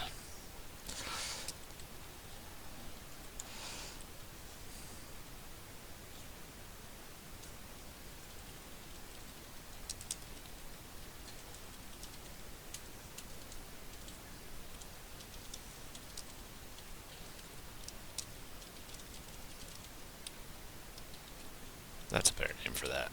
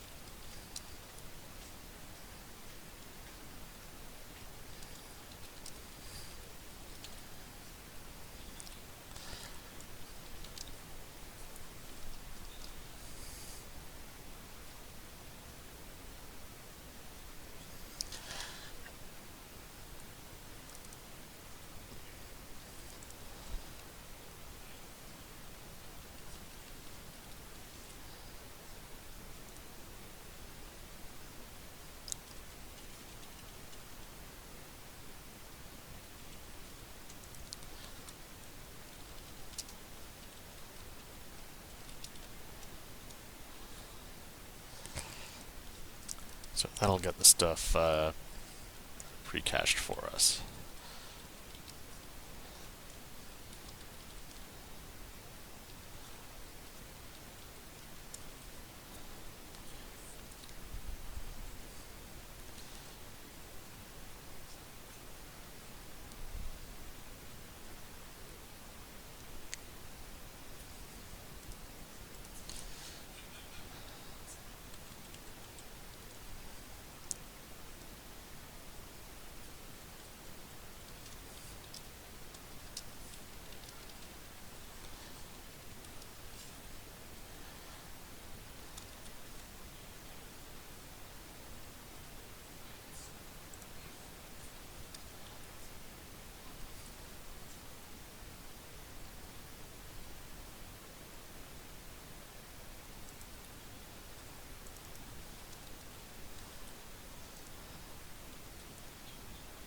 There.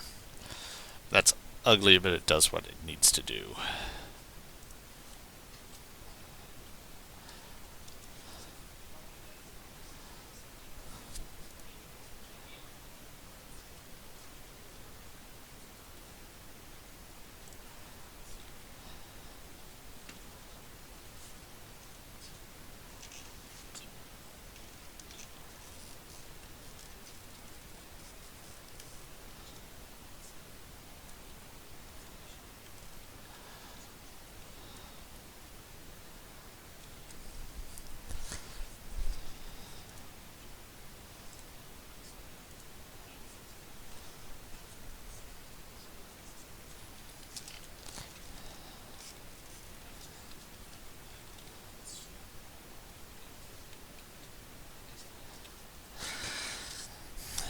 There. Make sure everything is cached.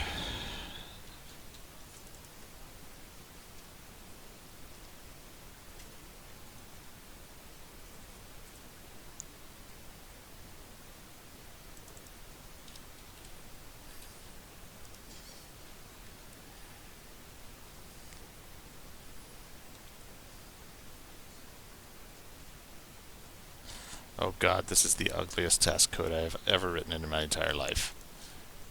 And it's going to work great.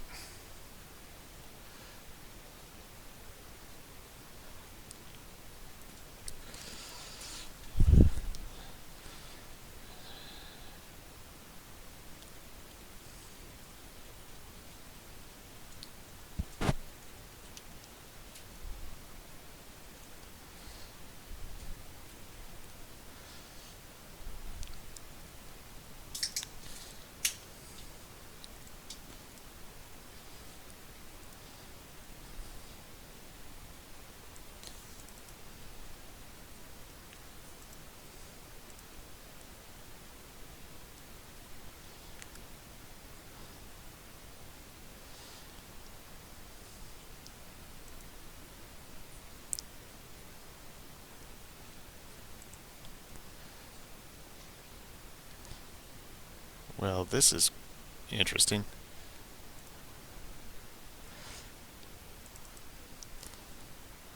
Okay, yeah, and everything's already pre-cached properly. So that's special. And it's all saving and everything's doing what we want. So this is a really good time for me to close out and commit some code to my branch. Take stock of all of this. You can see the full expanse of all of our branches in source tree. So what I'm just going to do is review the changes real quick to make sure I haven't done anything super dumb. Only mostly dumb.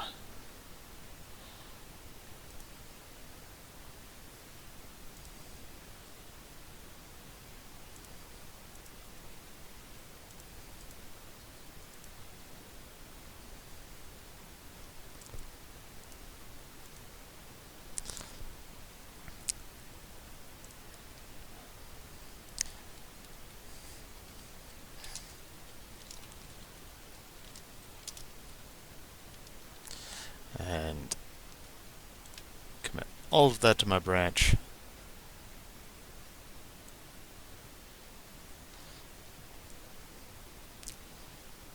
And now I'm going to begin the process of getting the new spawn mod written out and sent into the zone editor. Yeah, so it is a lot of branches. We generally go with the model of just create a new branch for each feature that you're working on, make lots of small incremental changes as you're building out to the point where it's actually deliverable as an end user feature, and then merge that branch in. So like every single one of the branches is something that someone's got in progress.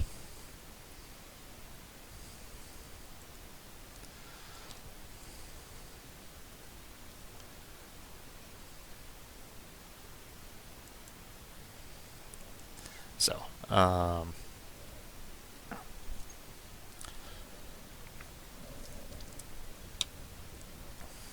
I am going to close this out and go back and start working on actually writing this stuff out to disk.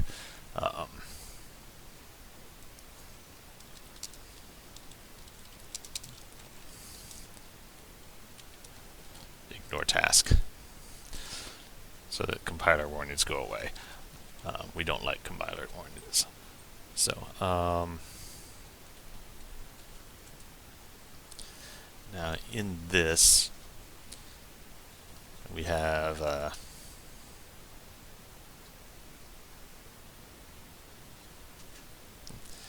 yeah, I'm starting to get sleepy. I was up late last night. I had like tremendous things to celebrate last night, which I can't really talk about here. But anyway, carrying on with actually writing these out, you'll see every single one of these little C# definitions of mods has a write resource thing going on. And all that does is just write out the data. So I need to implement that for the spawn def here. And so I'm going to start by do it for the spawn mod, which writes out the spawn density groups, which writes out blah blah blah.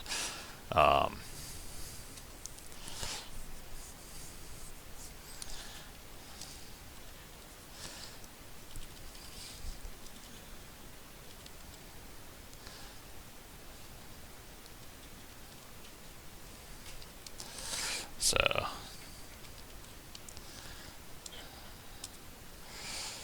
and just because of the way the data is structured, this is going to need a density group number.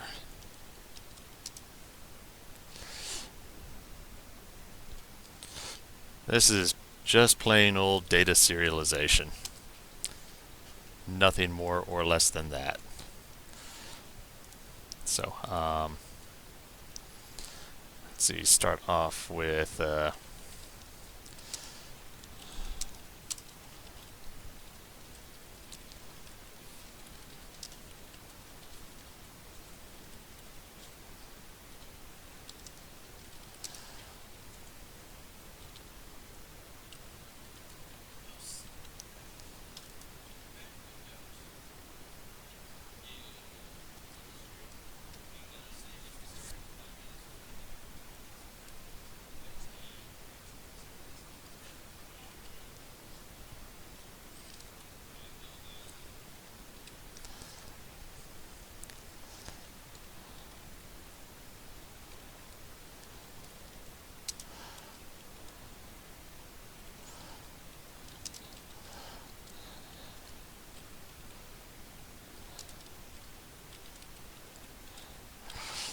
okay, so I have to get the model, and then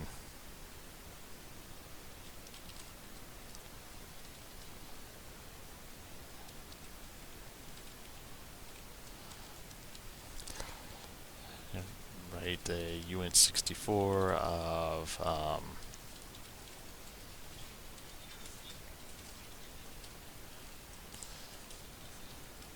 its resource ID, although actually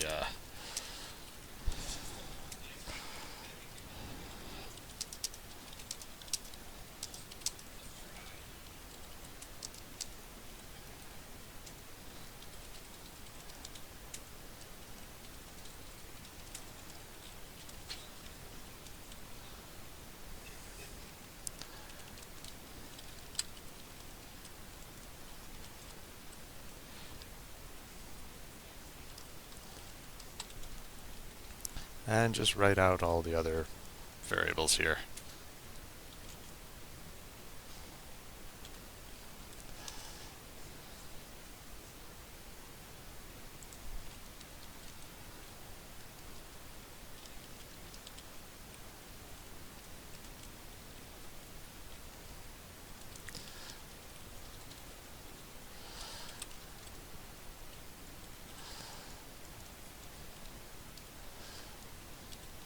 Gotta cast all of these out as floats because they're stored as doubles. Collision radius, line to terrain, line normals, min scale, max scale, max aspect.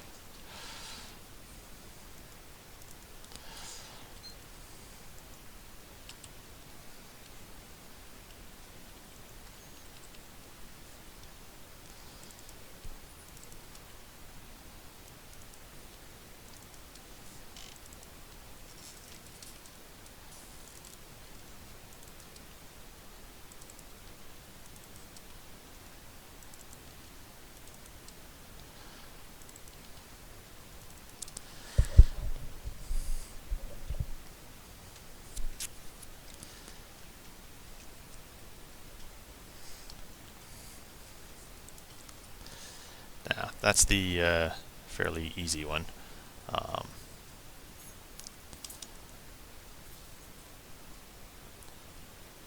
So this one is a little bit more complicated because we need to actually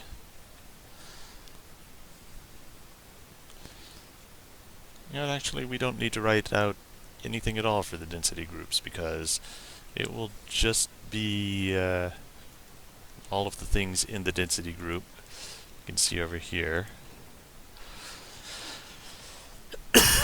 It's all stuff we can just infer from inside the spawner here of, what is the spacing, etc. Actually, no, the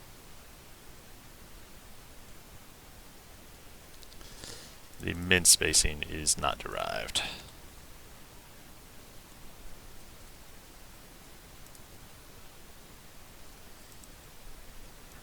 So yeah, we do need to do that. And so we will.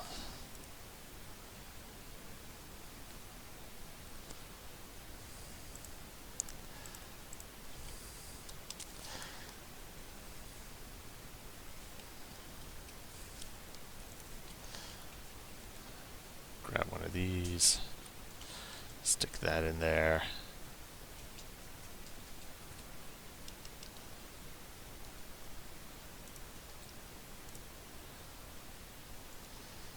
Grab one of these, stick that in here.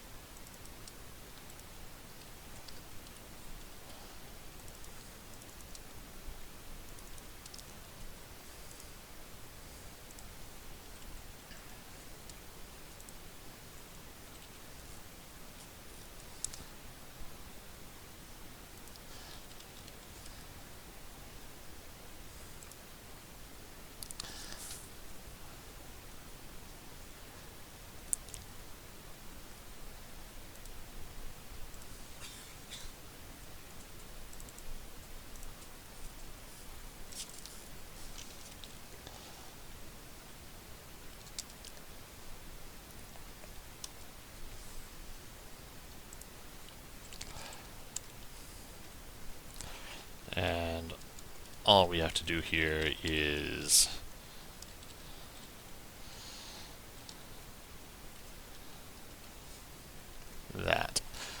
But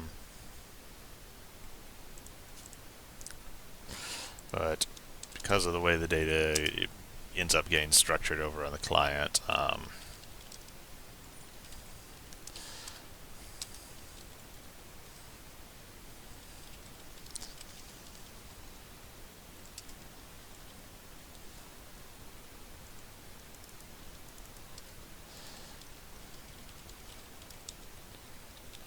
we don't actually need that. Um,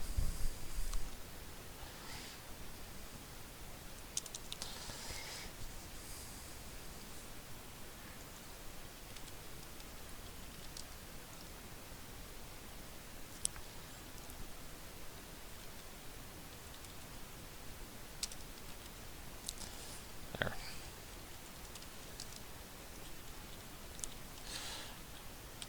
Alright, I'm clearly starting to get tired because I missed that I had already written this little function up here.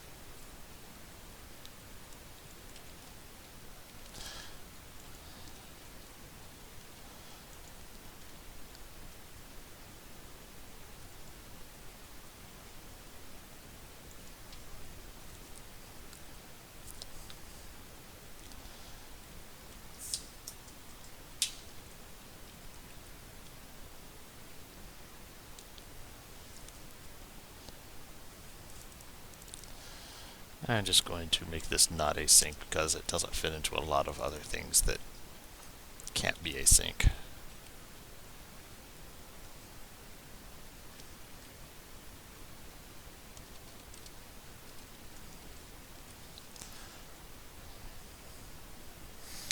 Most of the time that's going to go through fine because again it's pulling from an in-memory cache, and so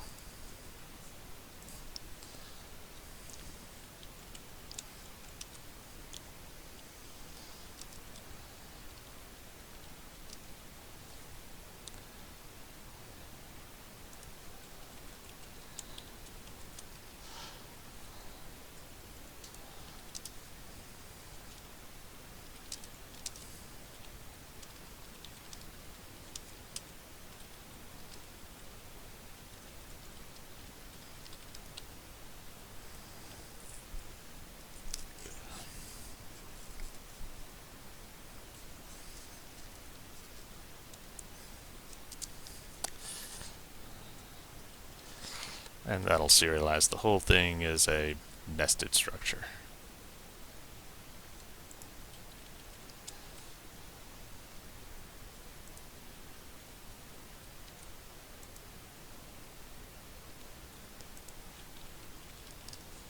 Yes, make that public. Make you public as well.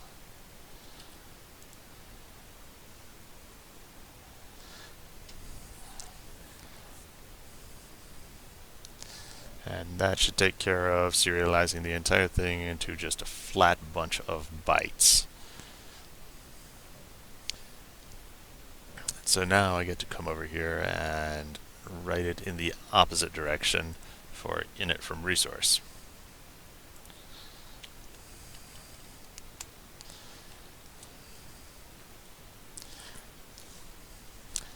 And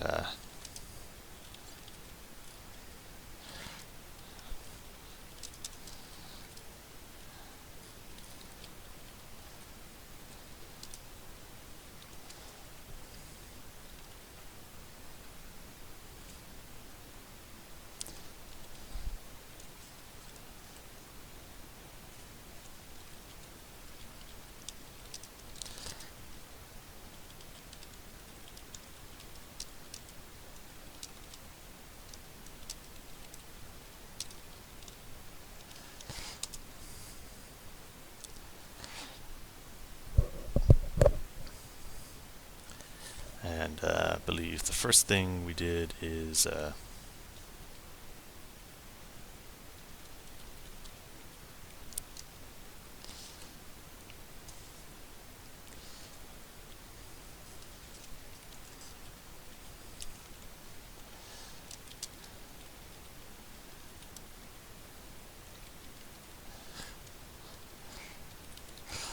read float data.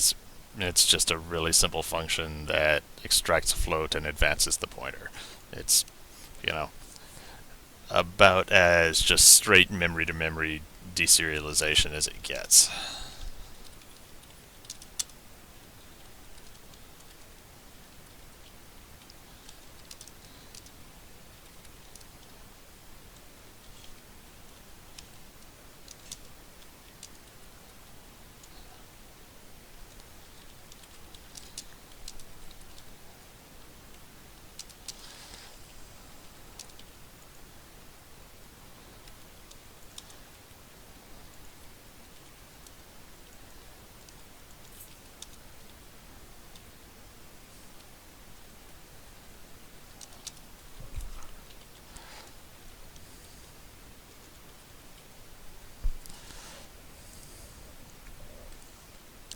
And we pretty much want to just read these back in the order that they were written, which is right here.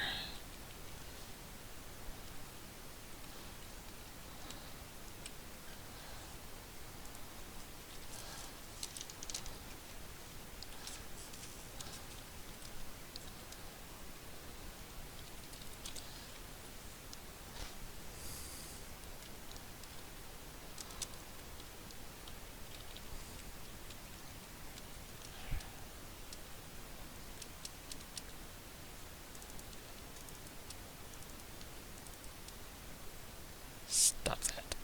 Stop that, code lens. Code lens, always there to throw a giant window over my screen if I'm too slow with the control key.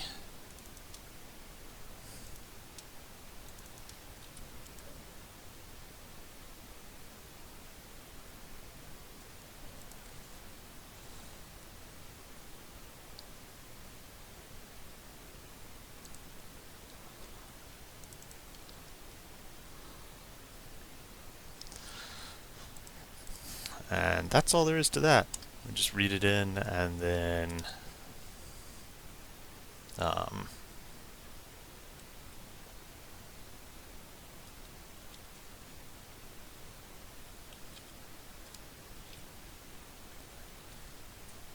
wait, the model ID, of course.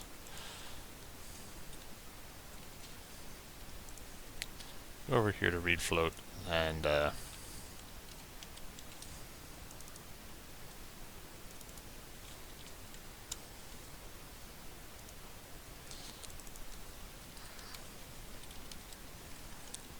I have this convenient macro, which I totally did not mean to do like that.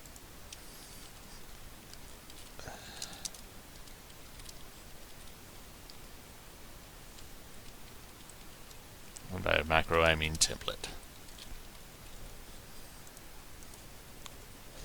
And real quick, double check that I have actually lined everything up with what was being written.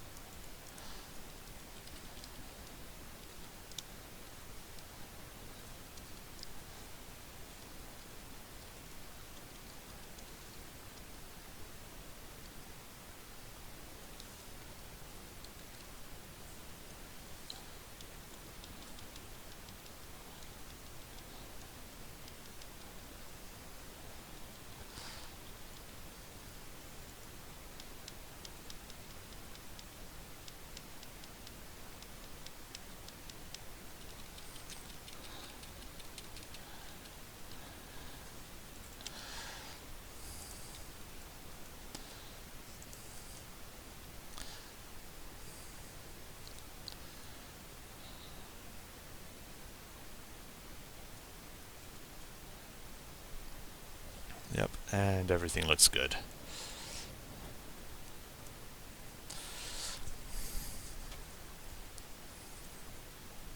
So now, exciting times. In theory, I should just be able to hook something up in the editor to spawn trees all over the world. Actually, one last thing I need to do. I actually need to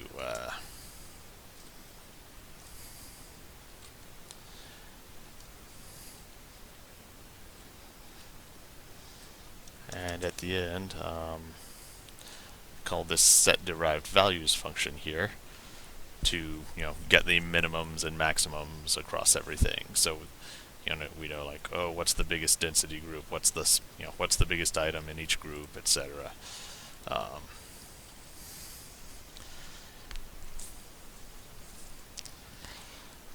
And let's light it up.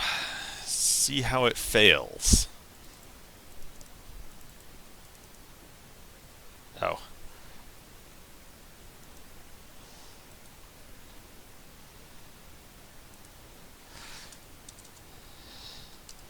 I have to return the data so that we know where the next one begins.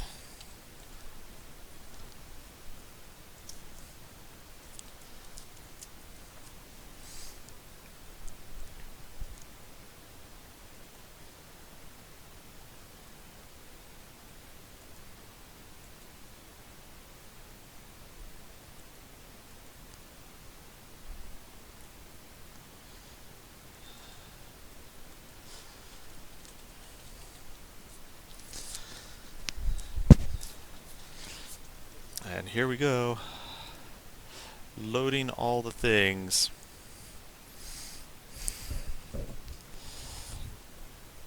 I just realized I did that entire thing with the screen zoomed way out.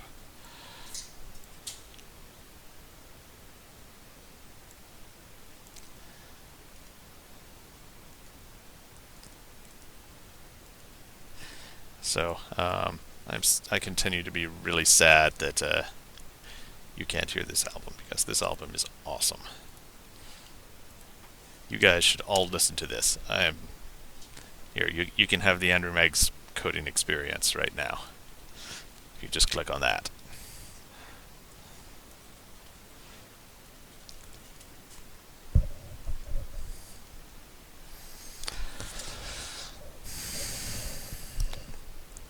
So here's this warp-a-lot thing, and I'm actually going to delete its one mod.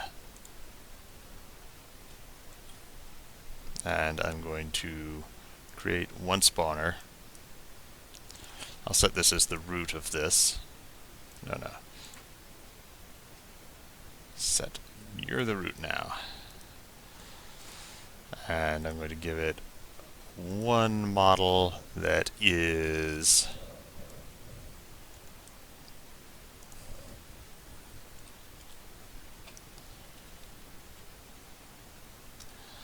oh no, mushrooms? I could have sworn we had mushrooms.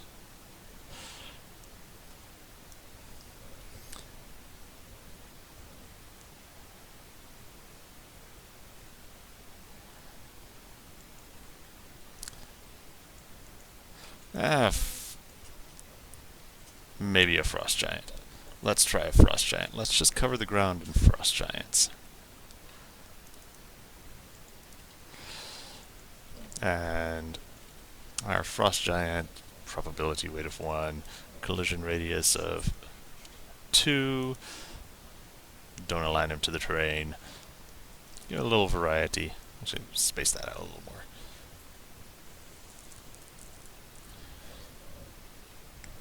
Actually, there's one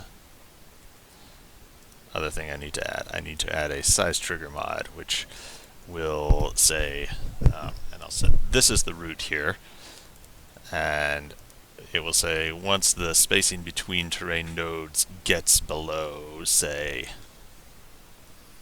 6, then it will execute this once. So that's, it won't spawn the guys until the terrain gets subdivided to a certain level. Now,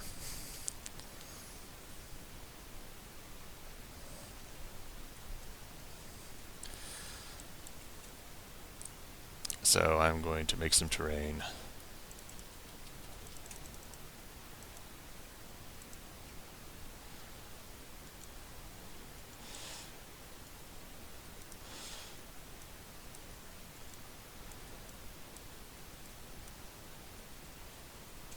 So that's got like the default terrain mod on it.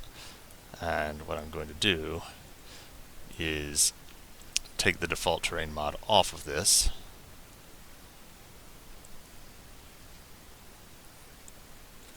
Fraction of inherited mods 0.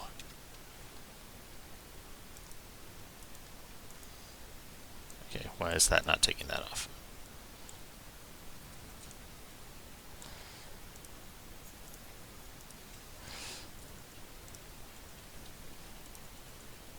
You are 0.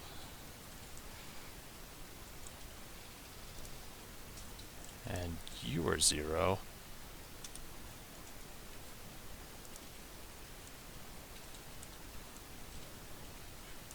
That should have taken that off, but anyway, we will add in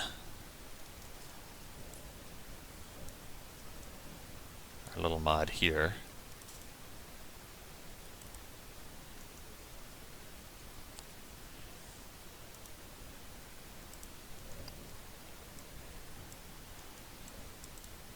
Oops.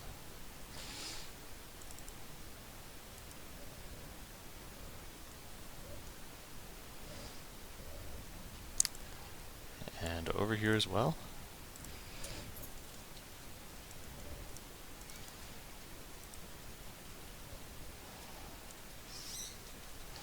And now we go in and try and figure out why this didn't actually do what we wanted it to do.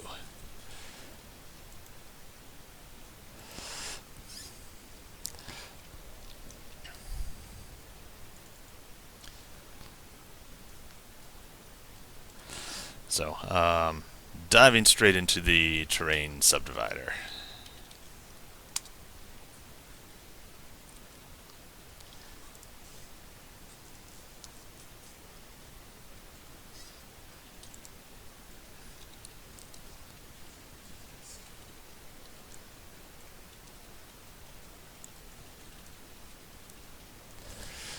And look at this.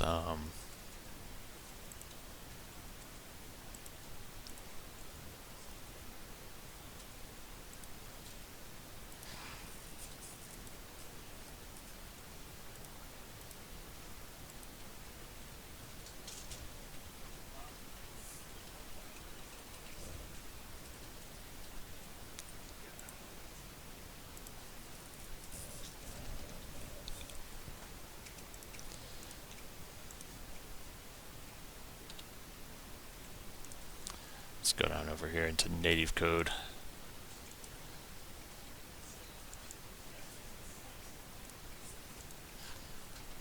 Because I'll get much better insights into what this is doing once I'm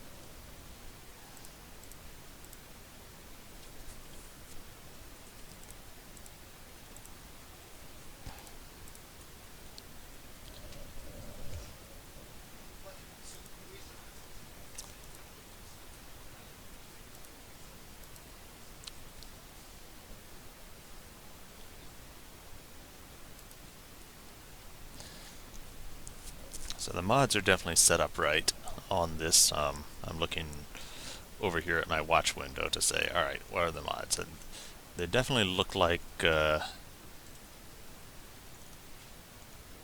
thing that I made. It's even got a good model ID in here. So why is it not actually applying?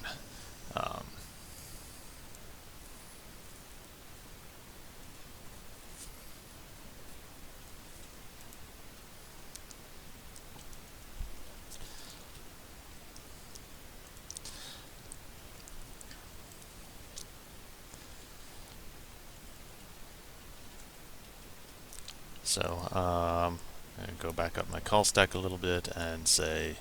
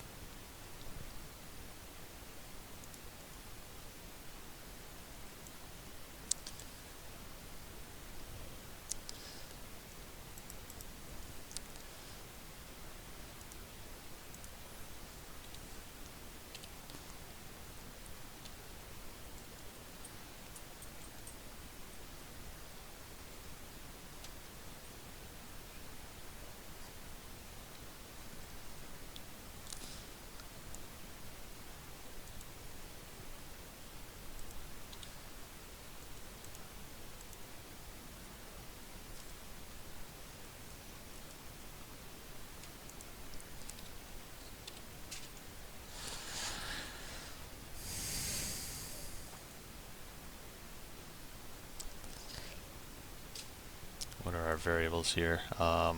Coming in, coming into apply edits, which is what applies all of our terrain edits, and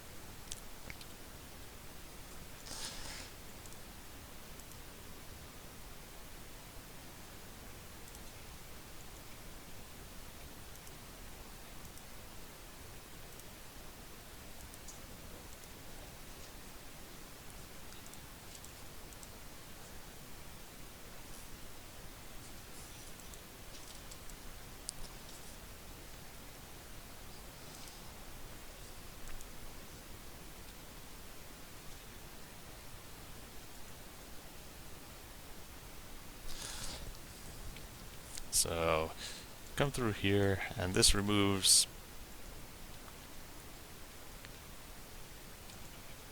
all the mods that were there.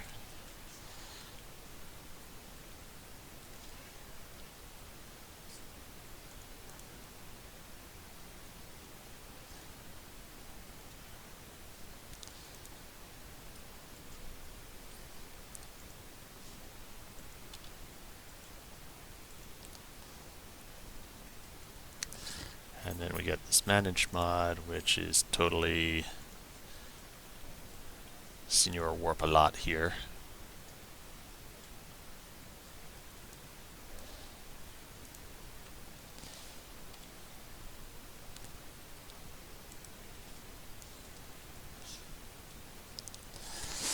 And we got our native mod, which is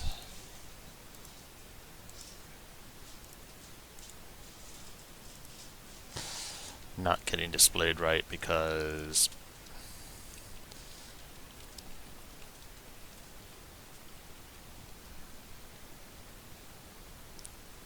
Visual C.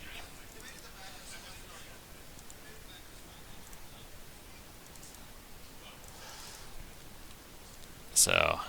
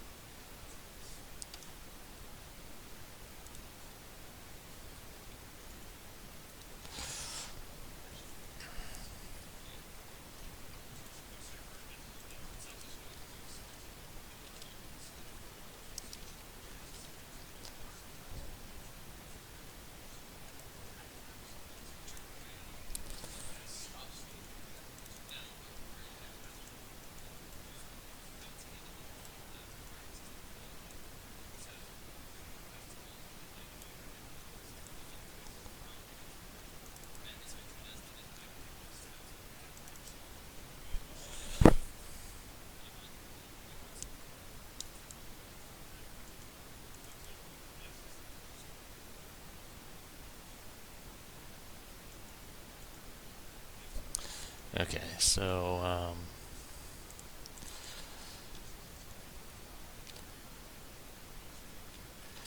come in and see what's happening where we go and try and apply the actual mods.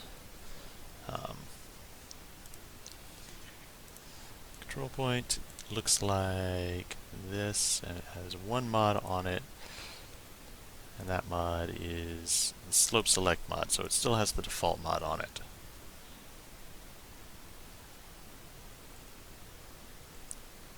That's the question. Why does it have the default mod on it instead of the one that we put?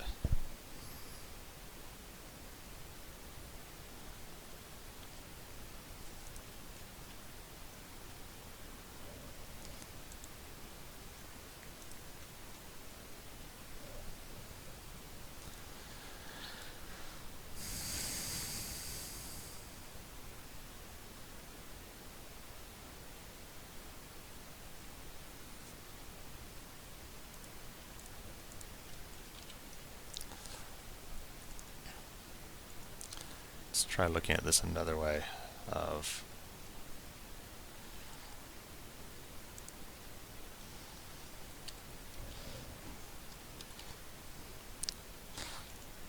how are things coming in.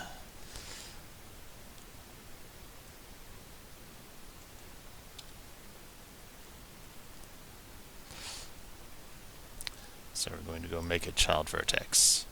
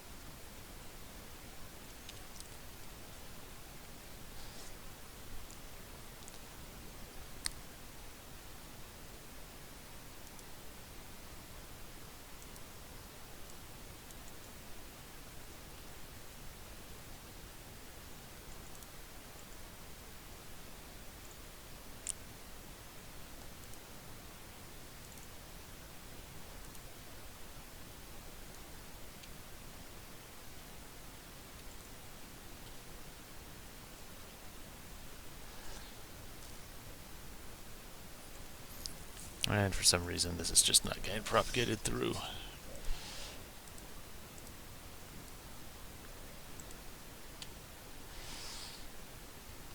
This was so close to being really awesome. Whoa! There they are!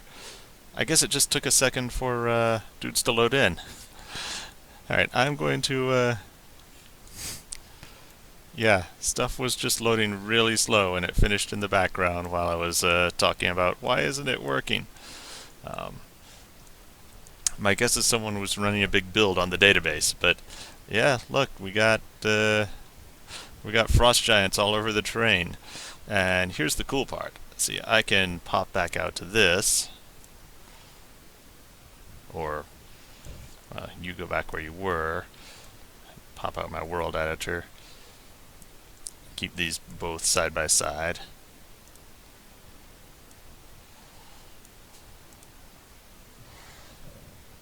Maybe even just pop out the scene.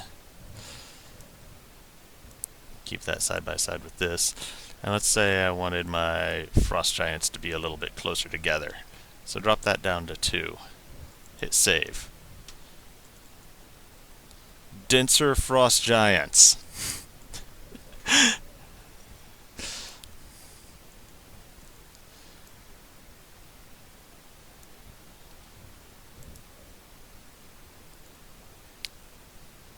Even more frost giants. Let's say I want a range of sizes on my frost giants. Say make them from 0.2 to 0.6.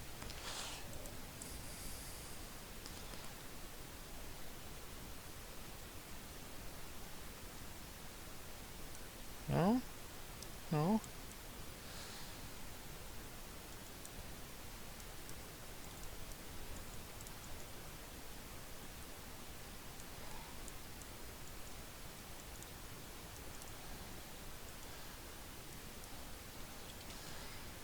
let's save that and see if it works better.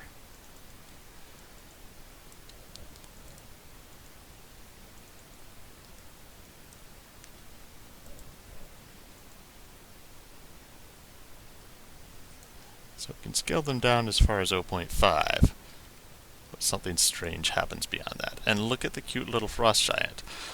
And of course we can also set the aspect ratio of our big blue beef. So a very between 2, which would be twice as wide as they are tall, to 0.5, which means twice as, yeah, that.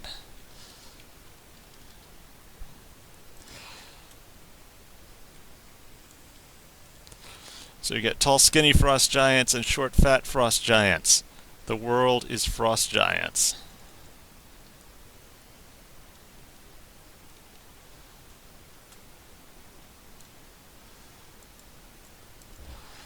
And for some reason it's not spawning in on the back half here. Oh, now it is. There they are. So there's a little bit more debugging to do, but I'm going to show some, like, really the power of this system now. So right now I've got one size trigger mod at the root here, which, you know, trigger when the terrain gets smaller than 6. Let's take that down, say, to 3, because why not? And then I'm going to make another, create another spawner in here. And this one, I'm going to take suggestions from the group on what this one should spawn. Guys, what do we want to spawn?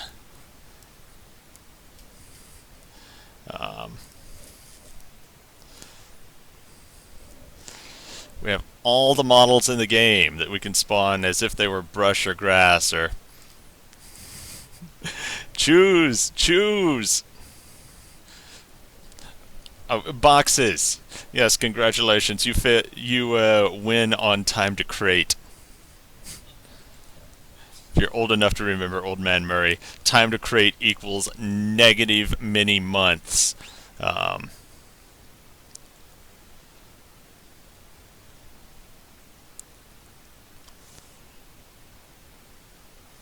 How about pumpkins? Let's spawn some pumpkins. Pumpkins are awesome. I love pumpkins. And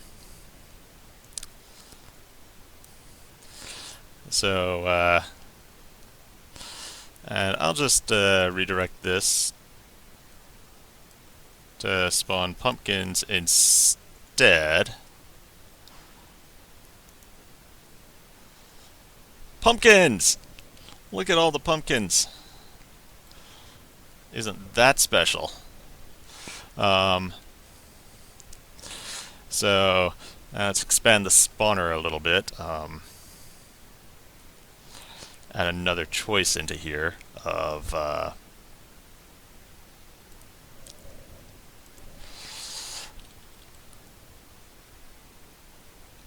Pumpkin 01. And I'm going to spawn this one too. So this will kind of do a 50-50 blend of the two pumpkin models. And so you see a variety of pumpkins here.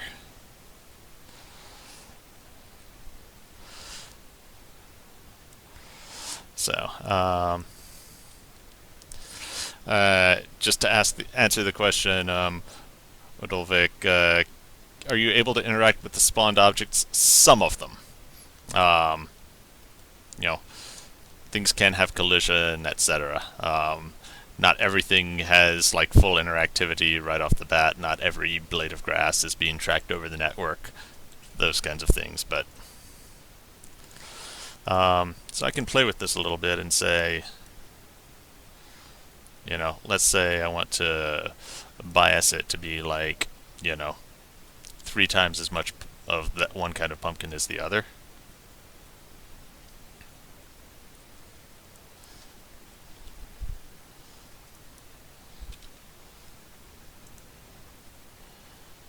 Look at all of those pumpkins. Endless, beautiful fields of pumpkins.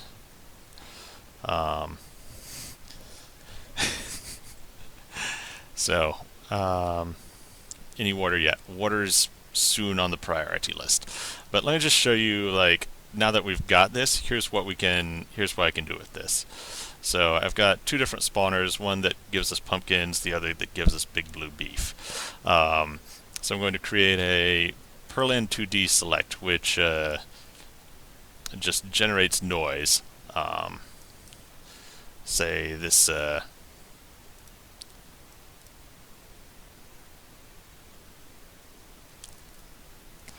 Let's shrink this down a little bit. And oh, well, that one's not working yet.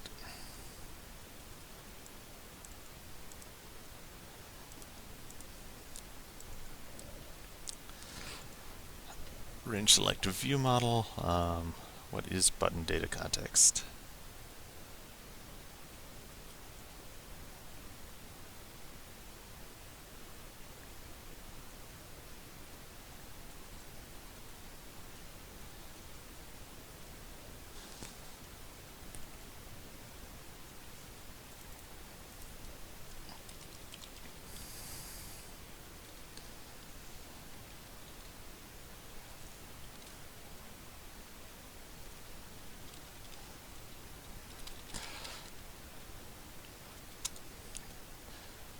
Problem is, this should be the base class of this, and this, and this.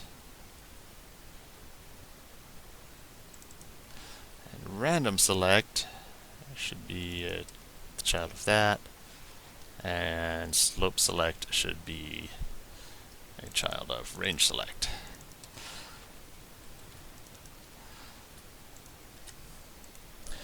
Okay. Fortunately, all of this stuff is saved. So we're always putting stuff into databases.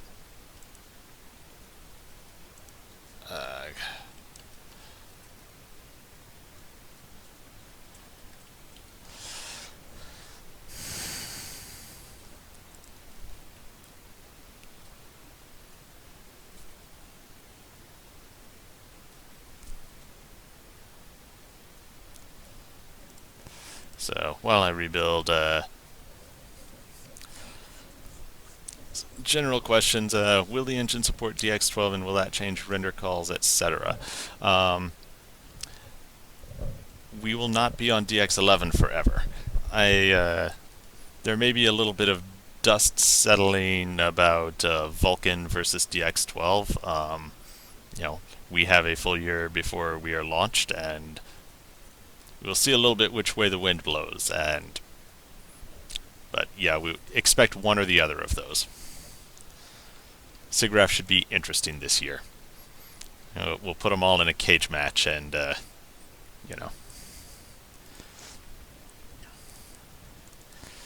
So here's my spawner again,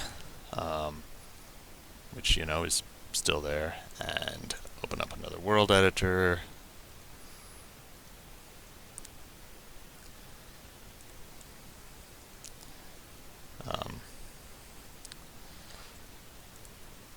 Turn my terrain way back on.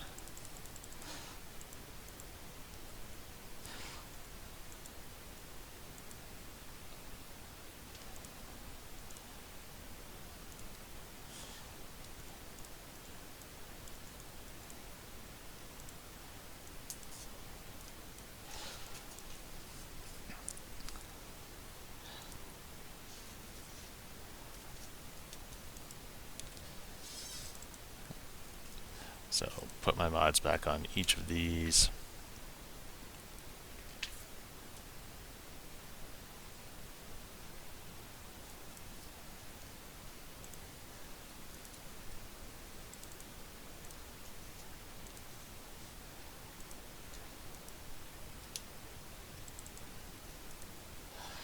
So, let's pop the scene out and then go back to my node editor.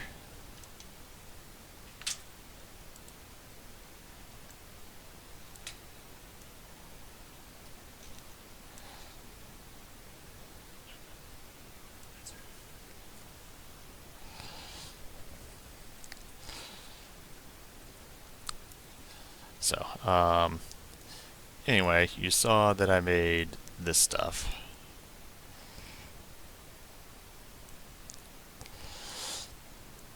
And now what I'm going to do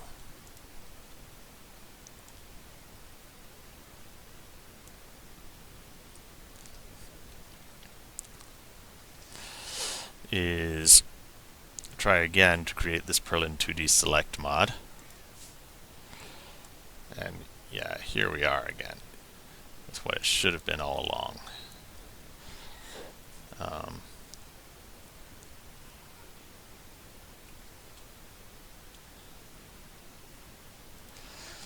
Put two guys in here, and we'll say the size trigger will still run when terrain is denser than when terrain gets below 3 meters. But on this, we'll say maybe give this a size of 4, and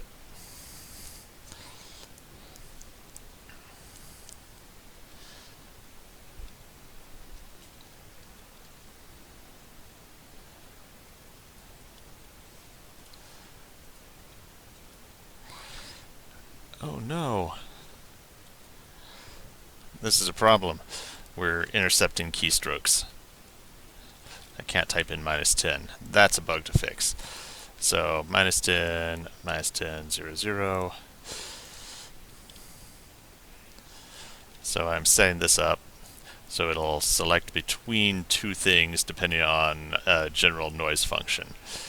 And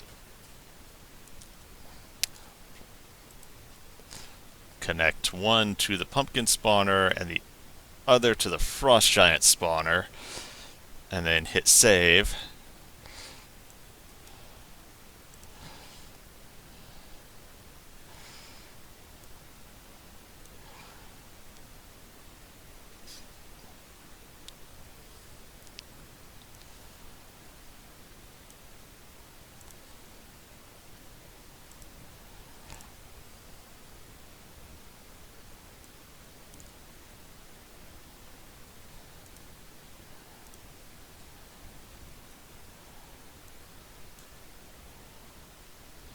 And should have been getting a mix of pumpkins and frost giants here. How about I save this now? I should take all the pumpkins off it.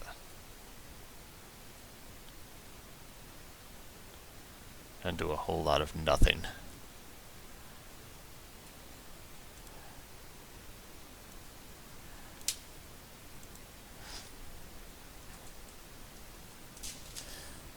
So it does not appear to be picking up any of my edits because I've completely disconnected the pumpkins. So what I'm going to do is just save that, and then close the world editor, open up a new world editor.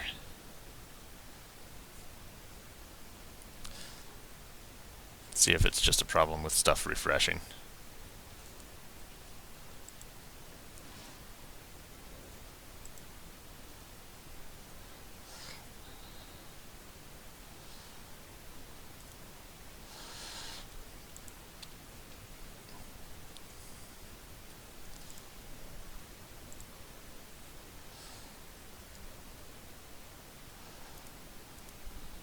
What are we doing here?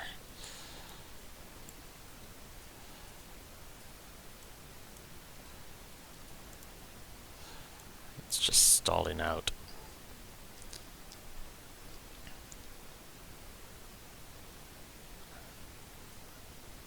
Nothing's doing anything very exciting either.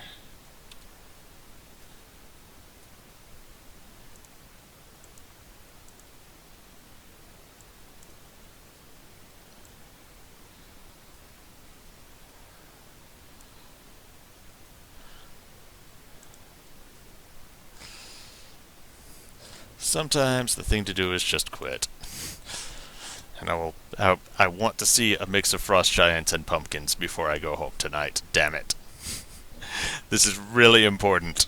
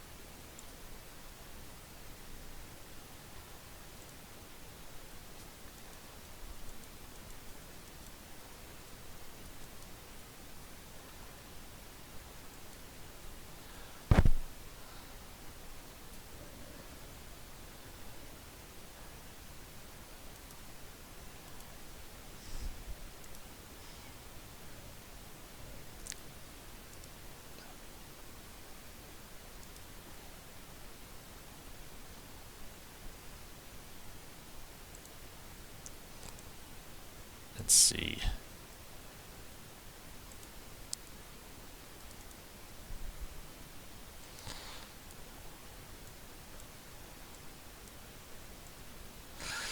And the problem was, for some reason, this just wasn't saving. So there's still some bugs in here, obviously. I'm just going to start with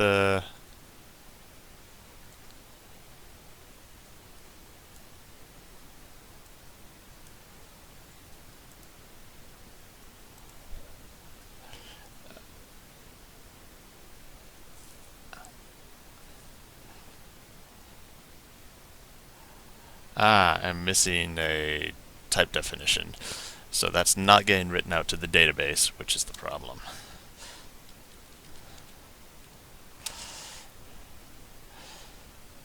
So it's a serialization problem. Mongo is normally just like so completely don't have to do anything that in the few times when you do have to do things,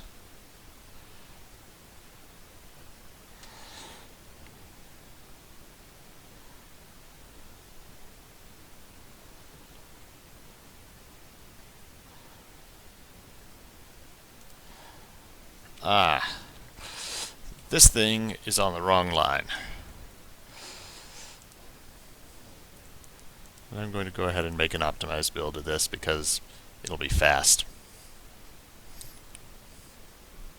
Take a little bit longer, but then pumpkins.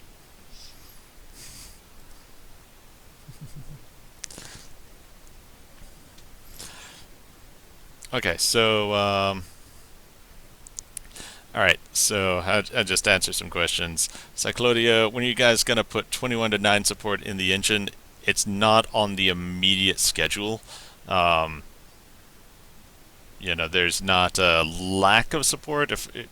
You can certainly make the window big. If there are specific questions, ask specific problems you're seeing, ask in the forums. Because we do want it to work. We're in the case of like bringing in all the old video cards and trying things out and nailing down like, oh, why doesn't it work on this ancient 8800 and so on.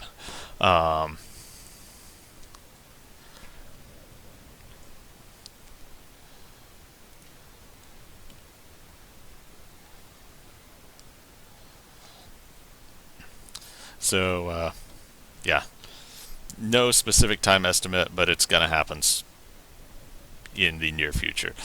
Beta backers get access to Cube. Good question. Tomorrow's Friday. We tend to make announcements in newsletters and stuff on Friday. So pay attention to Mark. He might say something. And let's see.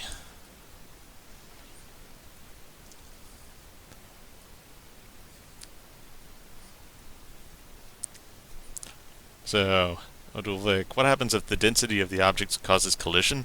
That's why there's a parameter in there for what is the collision what is the collision radius of each object. It's just a parameter you can set. So as long as you don't set that too small, they won't, they'll never get within that density of each other.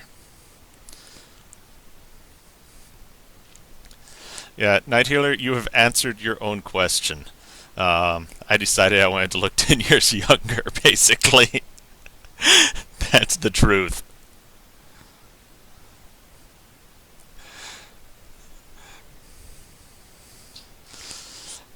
What are my thoughts on Flash, as in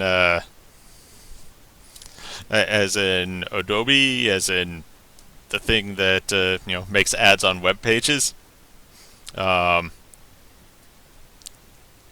that's. I think even Adobe sees that technology as the past, and even Adobe is pushing towards an HTML5 future. It doesn't really, Firefox is maybe a little ahead of the curve on trying to bury the past because there's still a lot of Flash out there, but long term, yeah, the future is the future.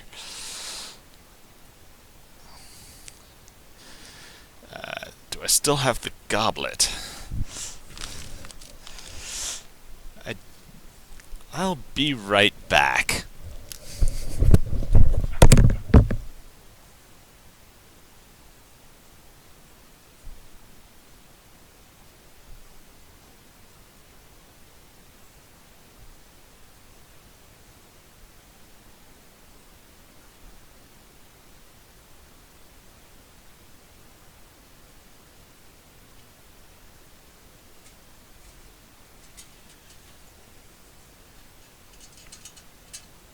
This.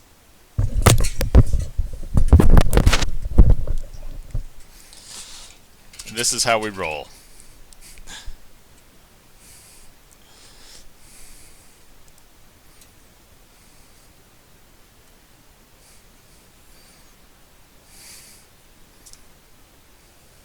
Flasks as big as our heads.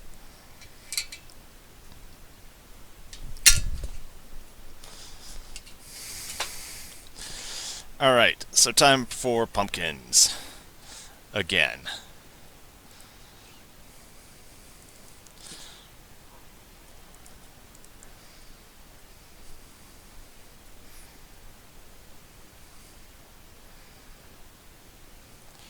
Snap out this scene so I can have it on screen.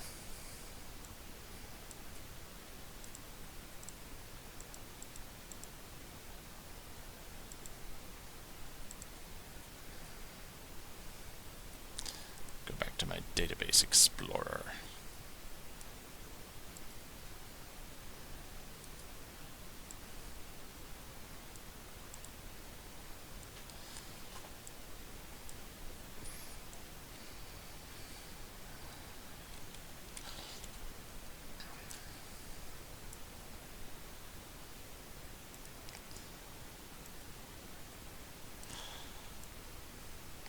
So now we have our Perlin 2D select.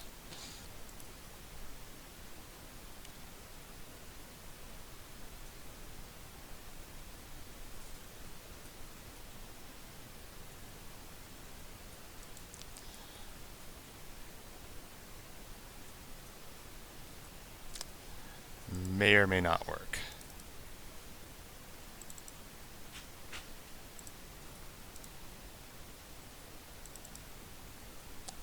Yeah, one more bug to fix in the serialization, but don't worry, it's an easy one.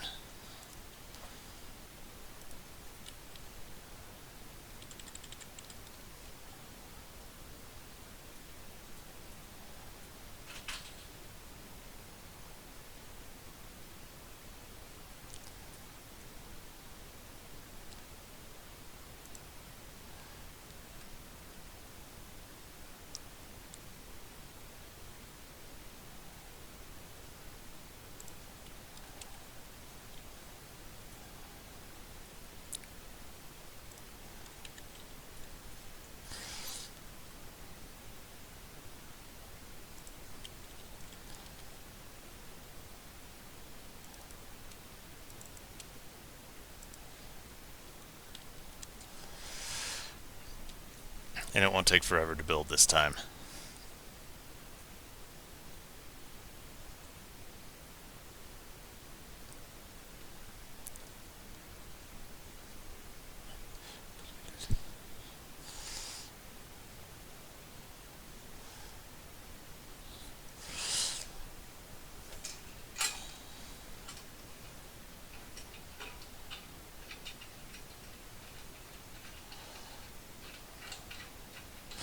Subai, the main thing holding up the terrain is getting some of the physics to work right with the procedural terrain, but soon.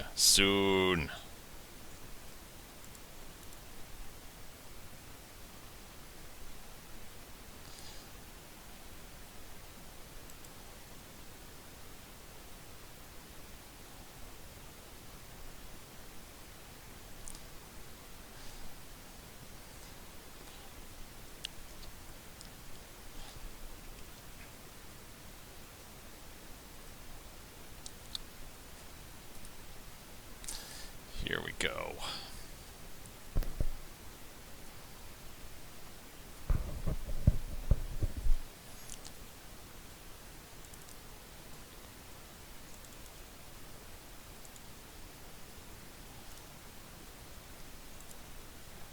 Yay, saved successfully. I got a notification in the top of my screen. So,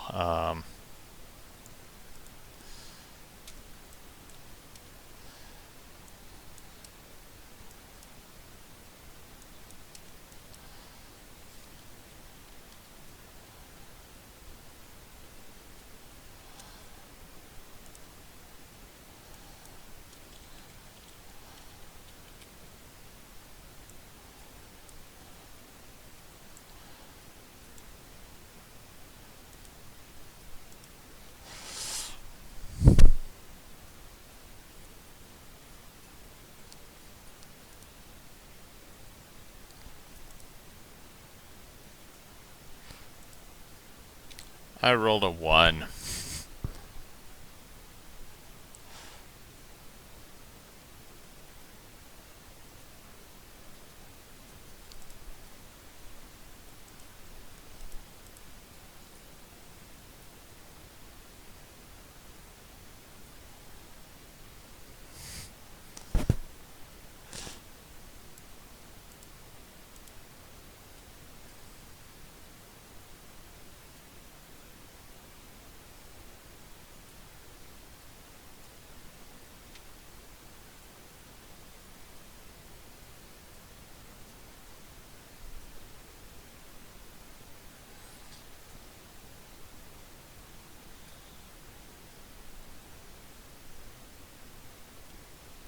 Trinity subdivider 1098.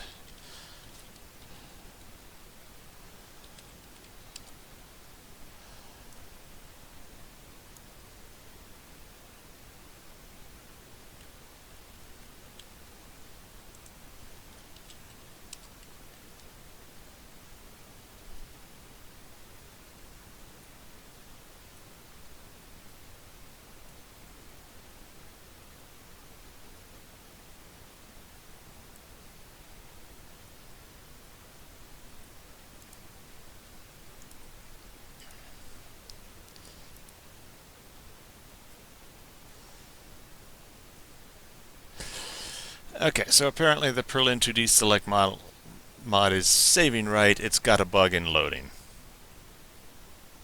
Because we kind of do the save and load thing to pass data back and forth. So what we're going to do is go back to the debug build and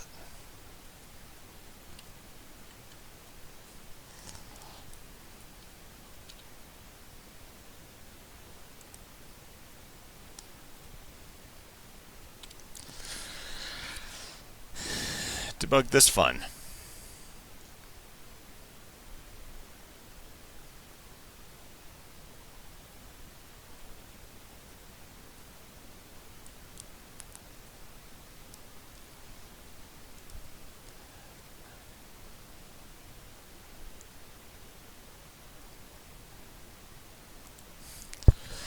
You know, guys, I had no beard during the Kickstarter.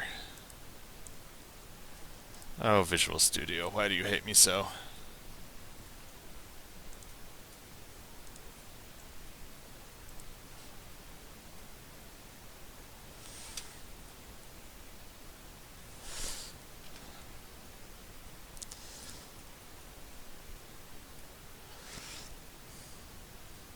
So, cube instance can be set to, you mean put everyone in a shared world?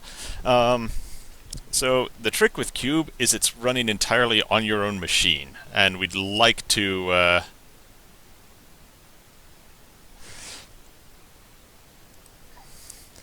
you know, and that's why we're, able to just, there's no 24/7 access kind of thing because the access isn't even on our end. It's just you playing in a single instance by yourself. There will be a path to get this into the game. I have nothing specific to say at this time, though.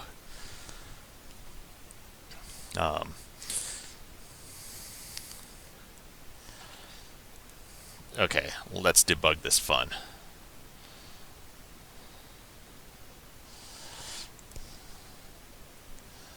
So we've got 4 mods.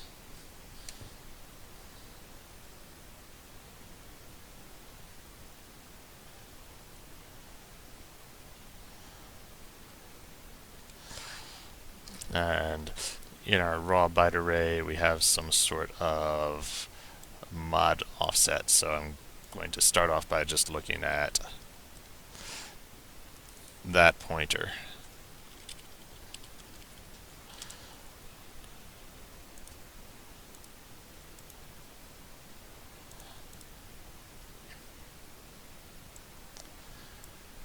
So everything looks good. 2 spawns, 1 size trigger, 1 Perlin 2D select, and just create all of them. Now we're about to create the potential problem child. So it got created.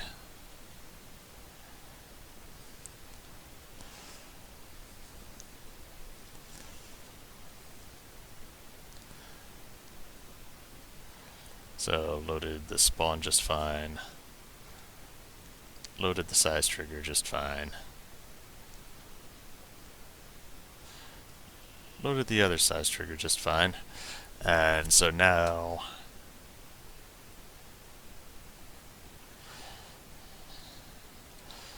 I'm going to step in and see what's wrong with the data.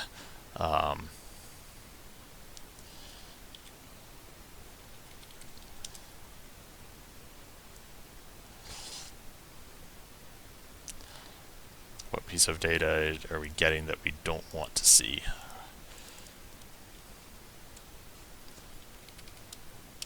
Because this pointer is about to get advanced all over the place, I'm going to say,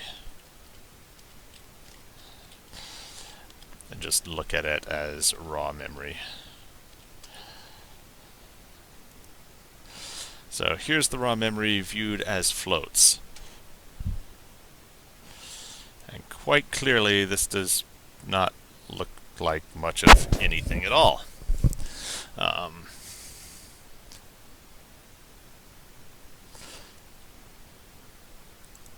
So what we need to do is say, well, what got written for that? Terrain mod group.cs, and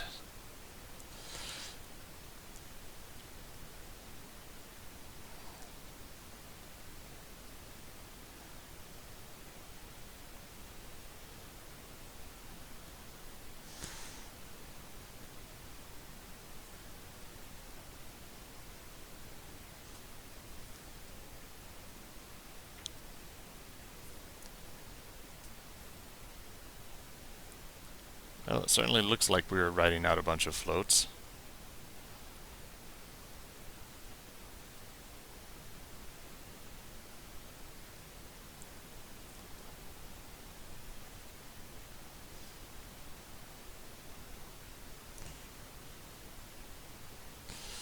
Actually, yeah, this could be a reasonable version of this stuff.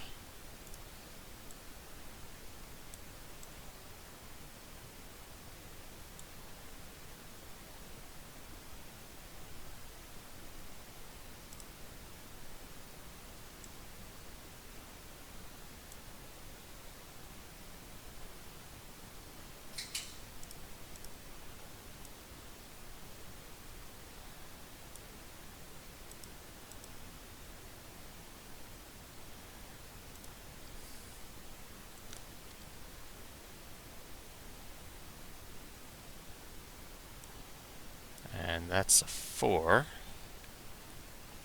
Probably.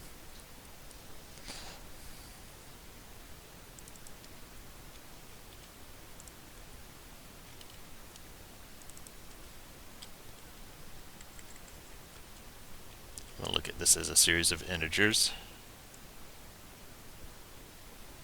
side by side.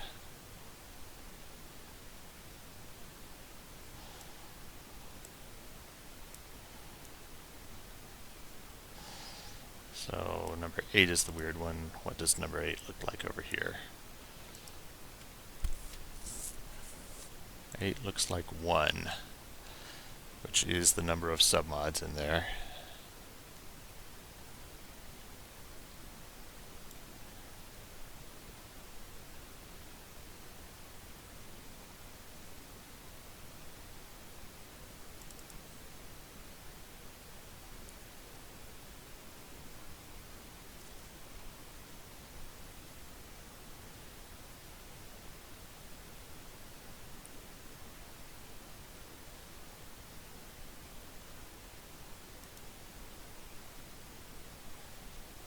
And then we write a mod ID, which is -1 because it goes nowhere, and then we're good.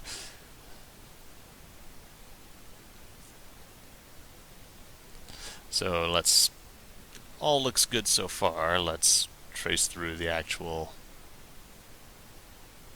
reading of this data.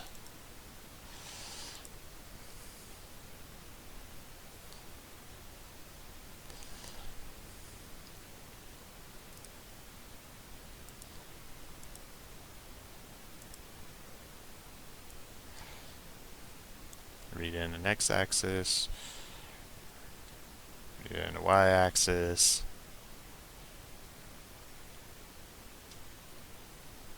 read in a small offset,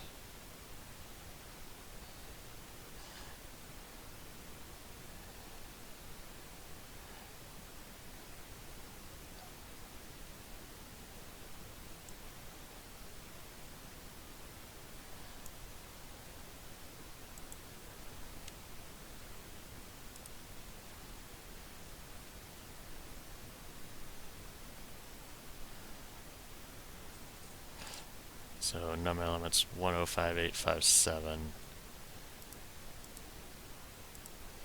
So wait, we wrote 2 more things than we read.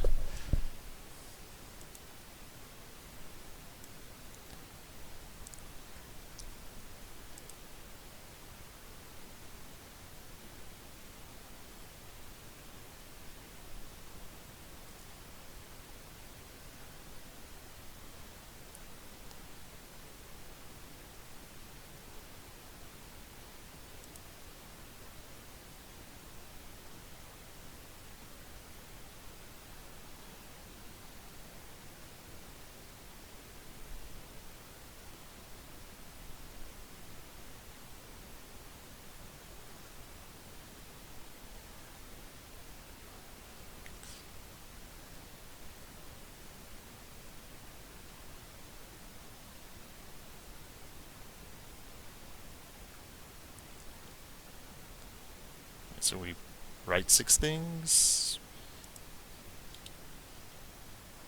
and then write our integer.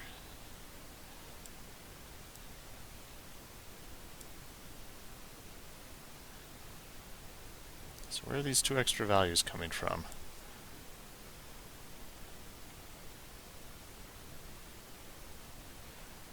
Oh god, I know exactly what I'm doing.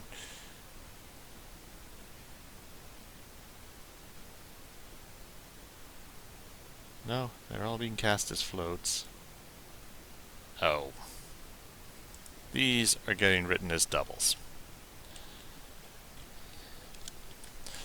And that's why everything is off.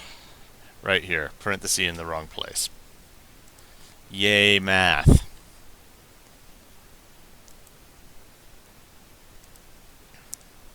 Alright, so we found and fixed a really hard bug. It involves staring at raw memory dumps.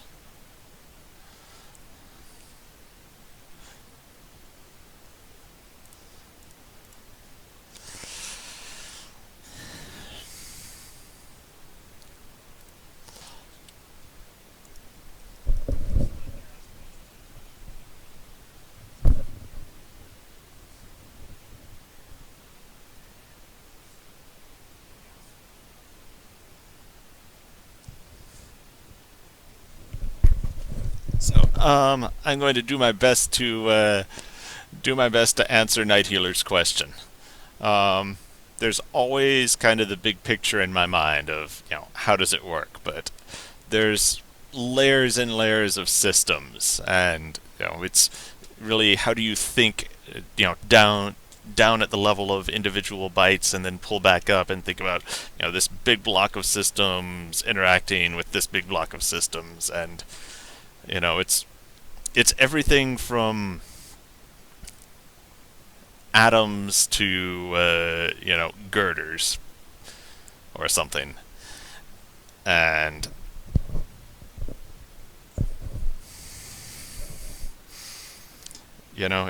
it's about juggling all of it, and then when something goes wrong, being able to guess at which of those levels did something go wrong.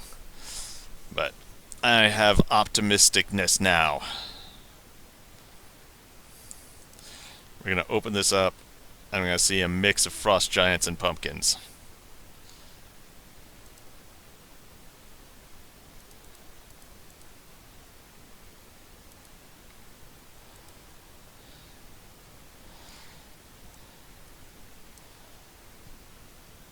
Well, or we would have if I'd, remembered to save it, but...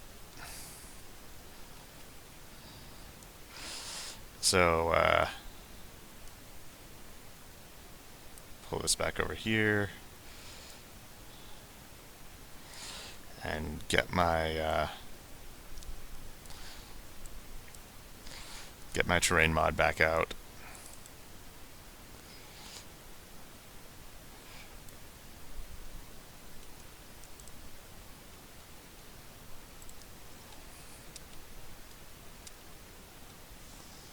Add another one.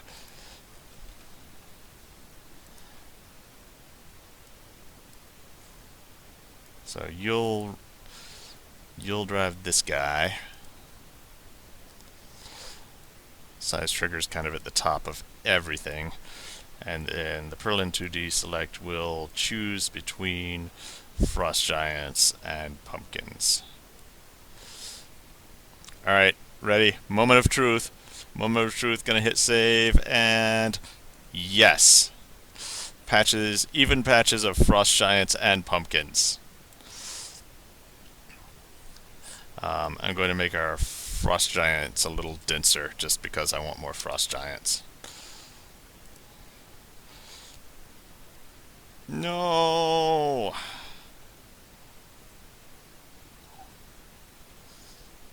Scene render image, line 210.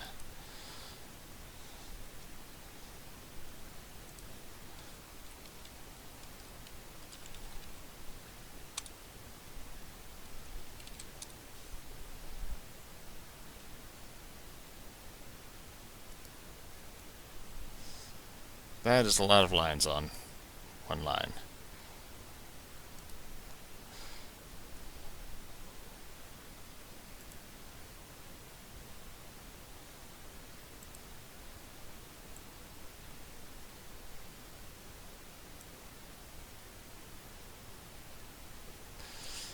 Oh, it's my favorite kind of error. Exception from inside operator new.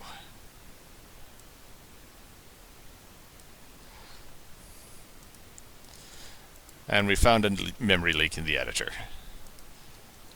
Too many pumpkins.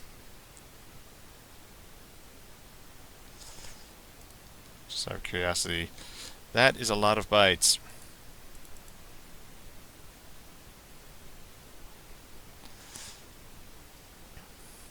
We're looking at deep in the rendering code.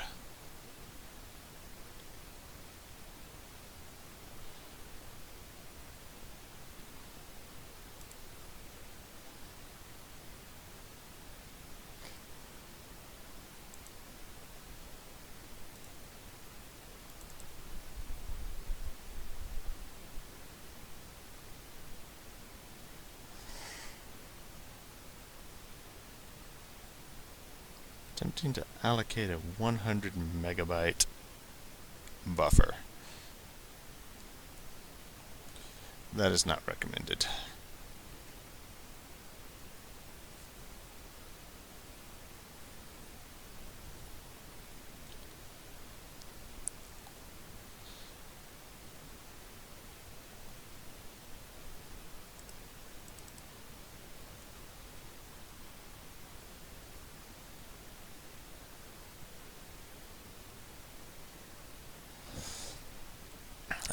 It's all come back to bite me.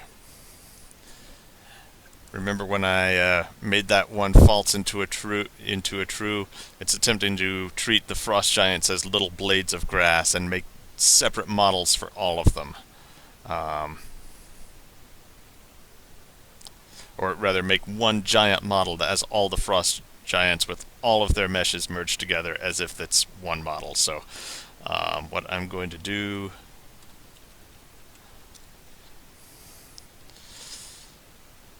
merge model equals false. feeling lucky yet?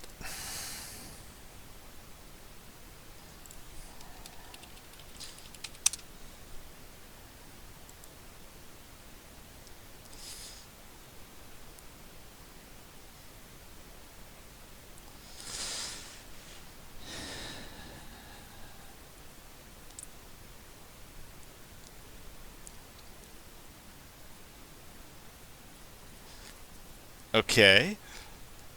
Ask your question while we wait on this build.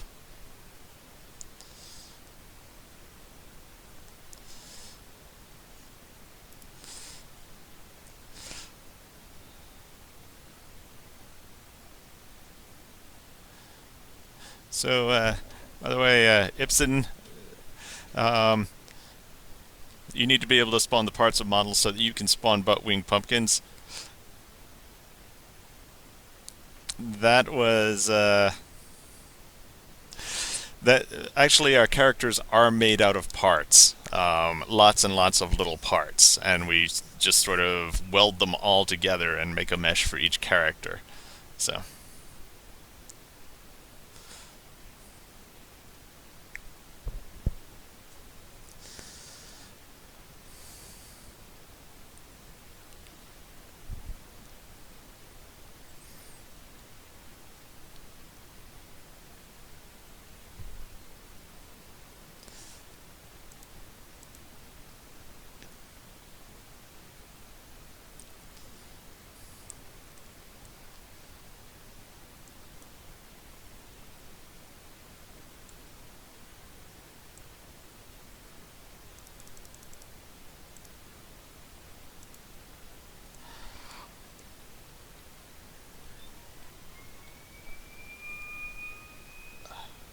Oh, the frost giants really do not like being their own models. My guess is they are choking and dying because they don't have a skeleton inside them. Um, let's pick something that's not frost giants, shall we?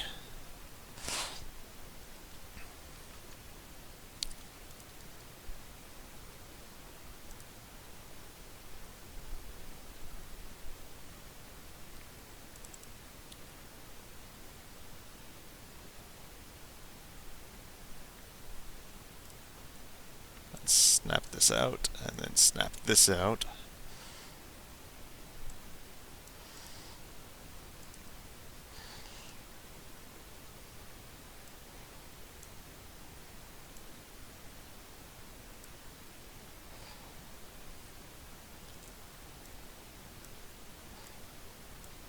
So we'll just pick something that's not a frost giant. How about a barrel?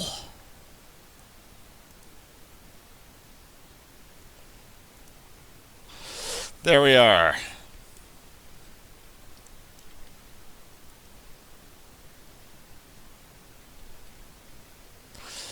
A mix of barrels and pumpkins.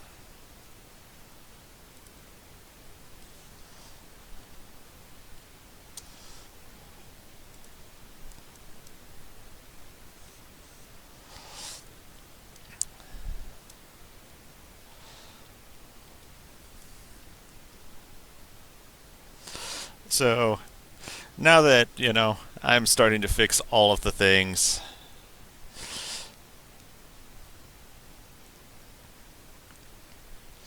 yeah, let's add a little separation there.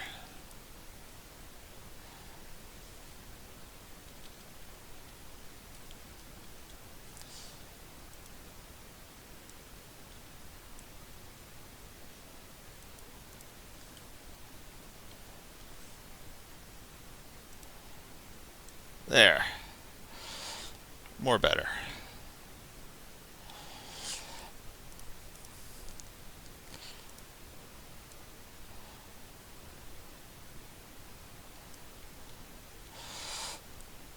I'm going to make this even bigger, better, stronger, faster.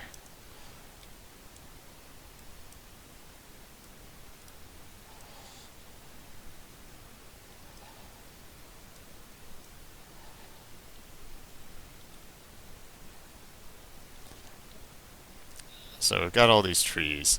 And that's because this terrain, a lot of it is set to kind of the default mod. I'm going to set back to this fun pumpkins and barrels mod.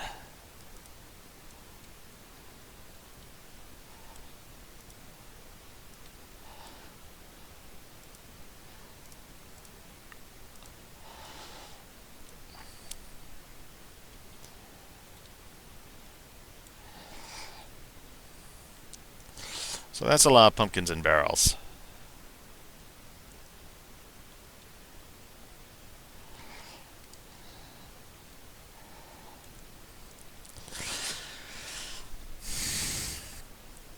So,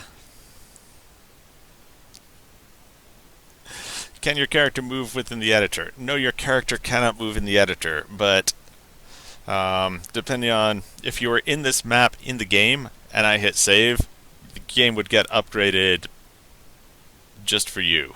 Like, your game would get upgraded within a couple seconds, so it's not completely live, but it does the job. So here's kind of my land of pumpkins and strife and all of this. So I can play with, I can go in and start playing with this stuff. Like, say, play with this, make it a smaller division between them. So now it's, a little more mixed up.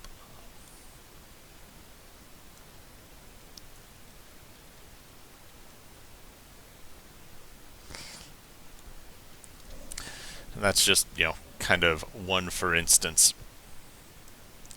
But here's where it gets more exciting. Let's say that instead of spawning in barrels, just get rid of that.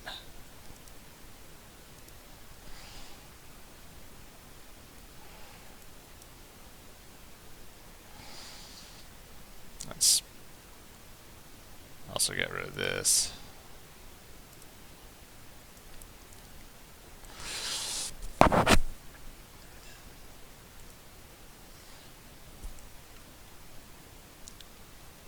Instead of pumpkins, we could say create a warp modifier and give it a, say, 0.2 in the vertical, and then wherever our selector has picked not pumpkins, it'll pick this warp modifier. You can see that the land outside of the actually I'm going to outside of that is getting a little bit warped, but I can do better than this. Disconnect this and instead connect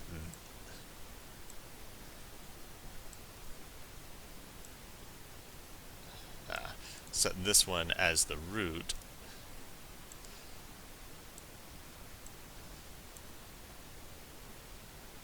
Connect this here instead, and then the size trigger will spawn those, and that way the warp will stay active all the time.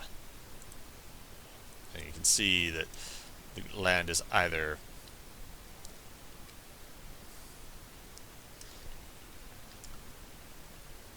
filled with pumpkins or very warped. Let's exaggerate this even more so you can see. Actually, I think I like the size trigger the other way around.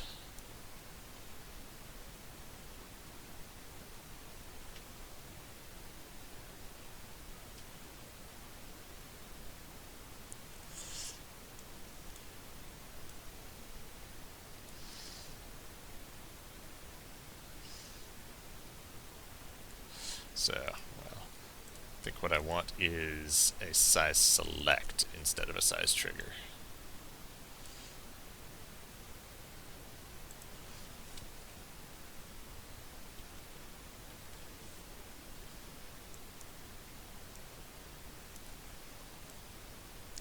Because size trigger will only run once, but the size select will stay running like at all levels below that. So now you can see the land's either very flat and has pumpkins, or the land is bumpy, but it's not flat. Let's turn that up even more, just to exaggerate it. So the places where there are not pumpkins are very bumpy.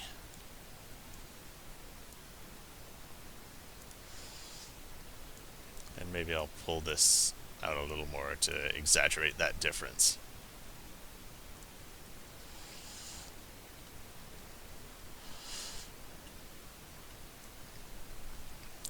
So if I wanted to take the density of pumpkins down a little bit, you could see how flat the land is where they aren't a little more.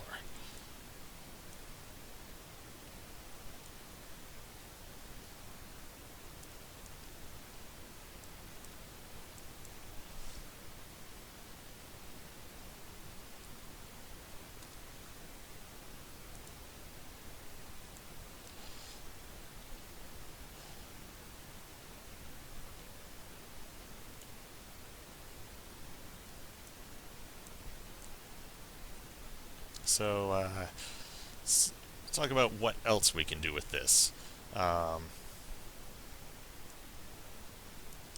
So let's say create a let's create a slope select and say that we have 2 slots in there, and from completely level up to about 45 degrees, we do, let's change this one to be the root. From 0 to 45 degrees, we will run this, but wrong way.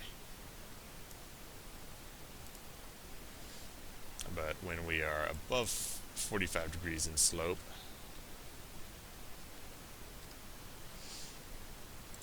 we will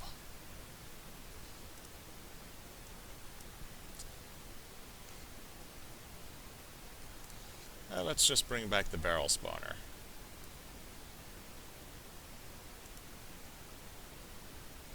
So initially that doesn't do anything.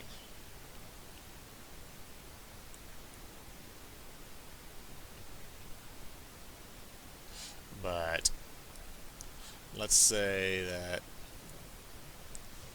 I take my terrain editor and go in a couple of steps. And I pull this up to be really steep.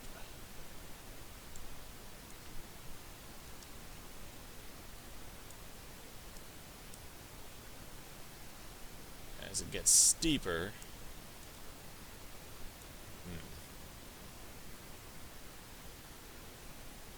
we're still getting pumpkins. Why are we still getting pumpkins? The hope was that as it gets steeper, the terrain becomes pumpkin free, because it would select barrels instead of pumpkins. And so that's a bug, and I'll fix the bug, but you can get the idea that, oh, when it's above 45 degrees, it would run the barrel spawner instead of like this complicated pumpkin thing. And yeah, maybe I should just turn it down to like 30.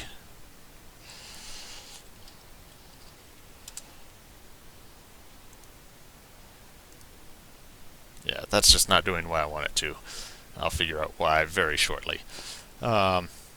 Catch up with chat real quick.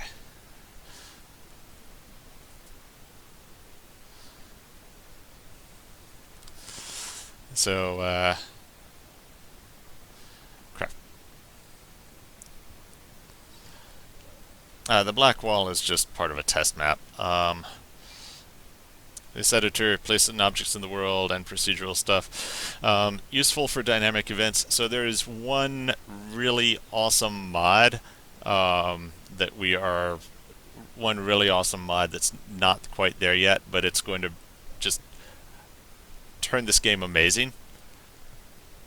Realm control. So, having a realm selector that will change which set of mods activate depending on who controls a given piece of territory. And just dynamically, the world will switch, as battle lines go back and forth. And, the area, when the Vikings come in and take an area, like the world will start to look a little more Viking-y there. So that's the coolest thing about doing this.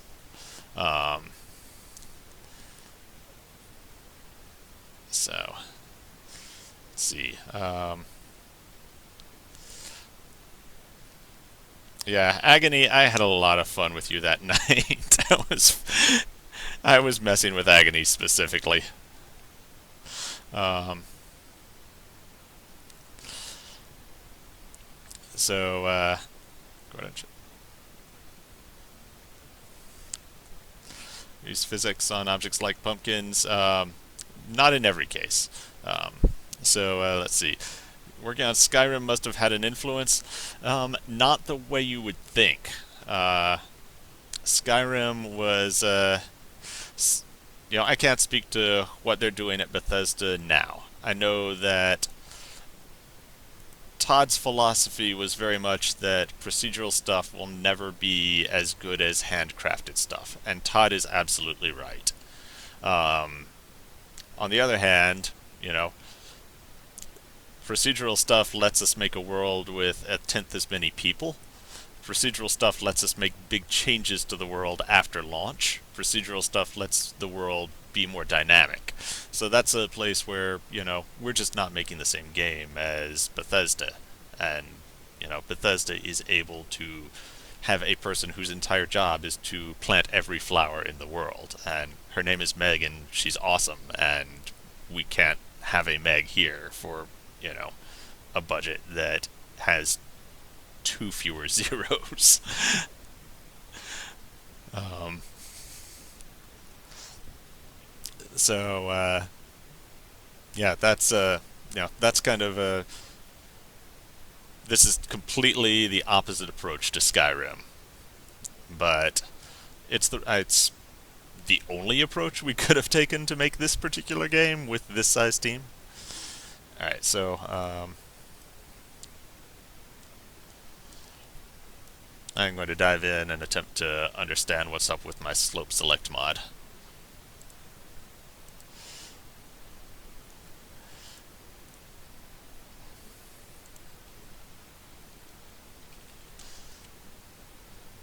Terrain, apply mods. Actually, I'll go even farther.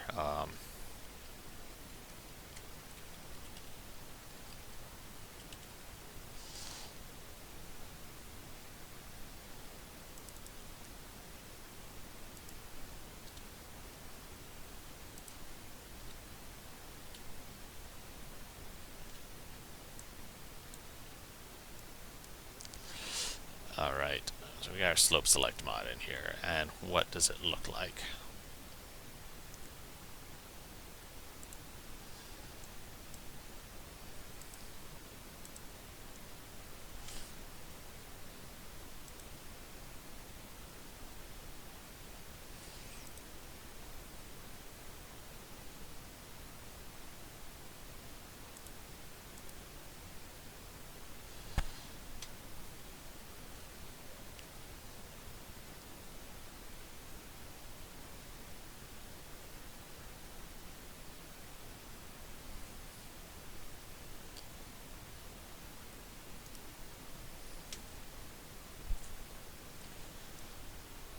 -1 to 7.75.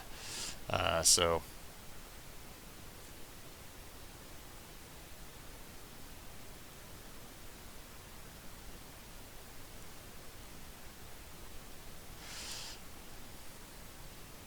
I'll just copy this data out.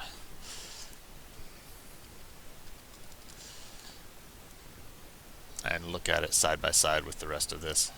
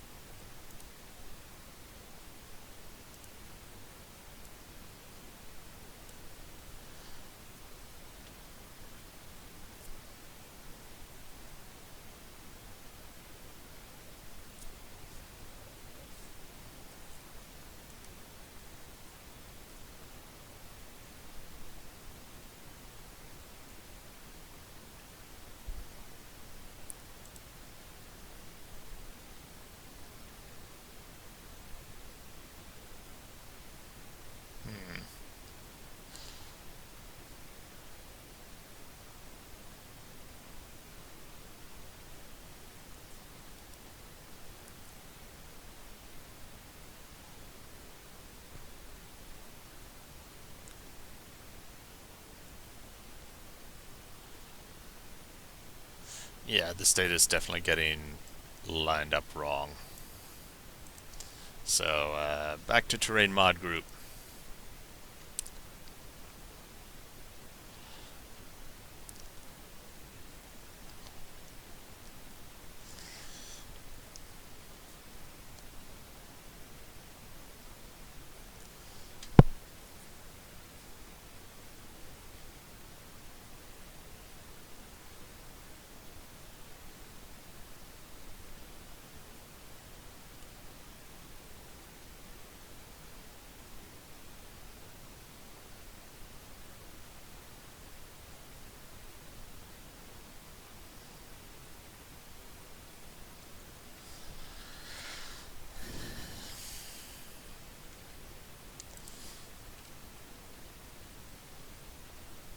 Alright, this is weird.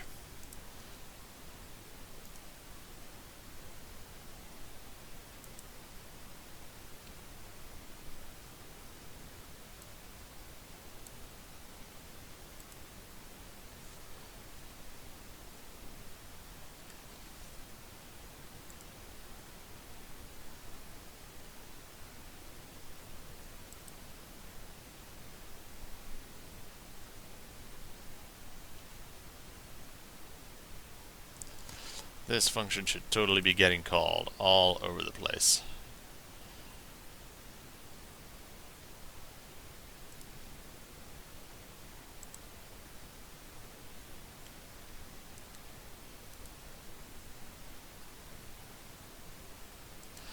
Oh right, we're in an internal build. Breakpoints are sketchy things.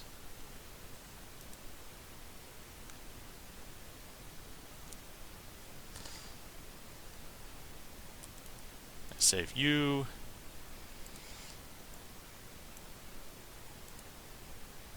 Save you. Go back to the debugger.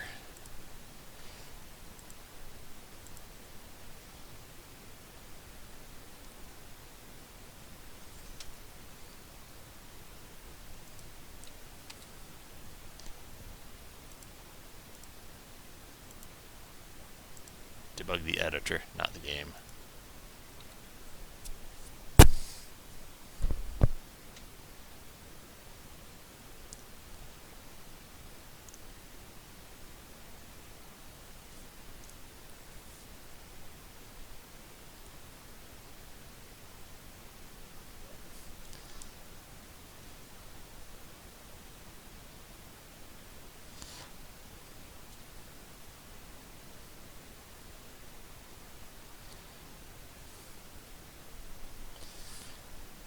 My girlfriend wants to know if I want food. She doesn't know about the donuts.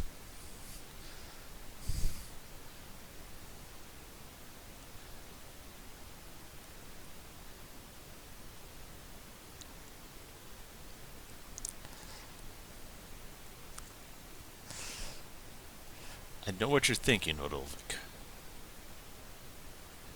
But as long as they're It should go start 0, start 1, end 0. And think of it as where it starts fading in at start 0, it fades, it gets to full 1, yeah. Think about it as like a trapezoid of values on a graph.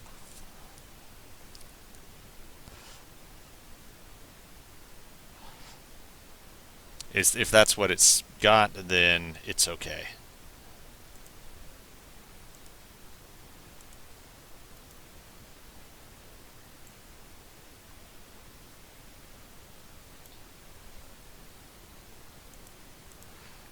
And Visual Studio's just... okay, there it goes.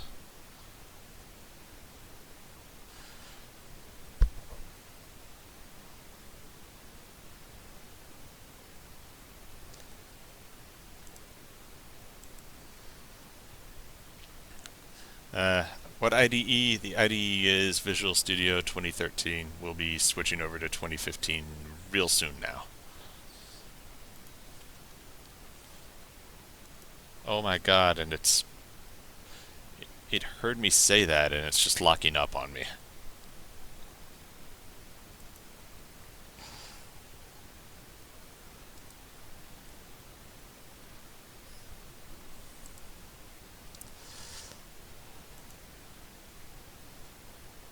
It hurts. It hurts so bad.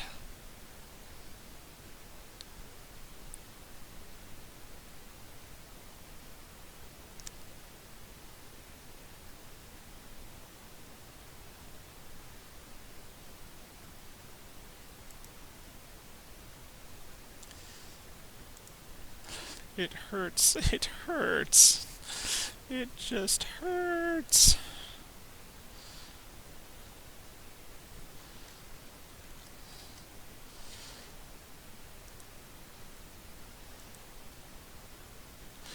Visual Studio not responding.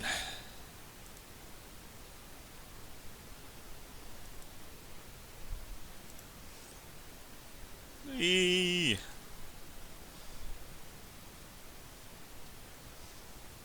I think it might be time for a purifying reboot.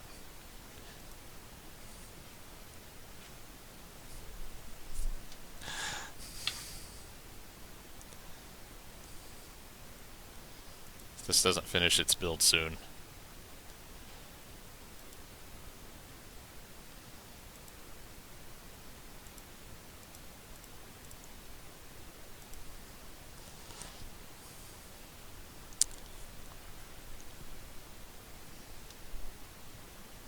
Oh god.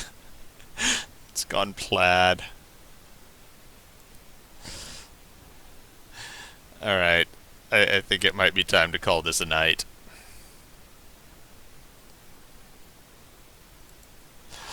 This computer needs a reboot. I have nothing further to add to that. Maybe I'll go home and make it work from there. On my other computer. That's not this computer.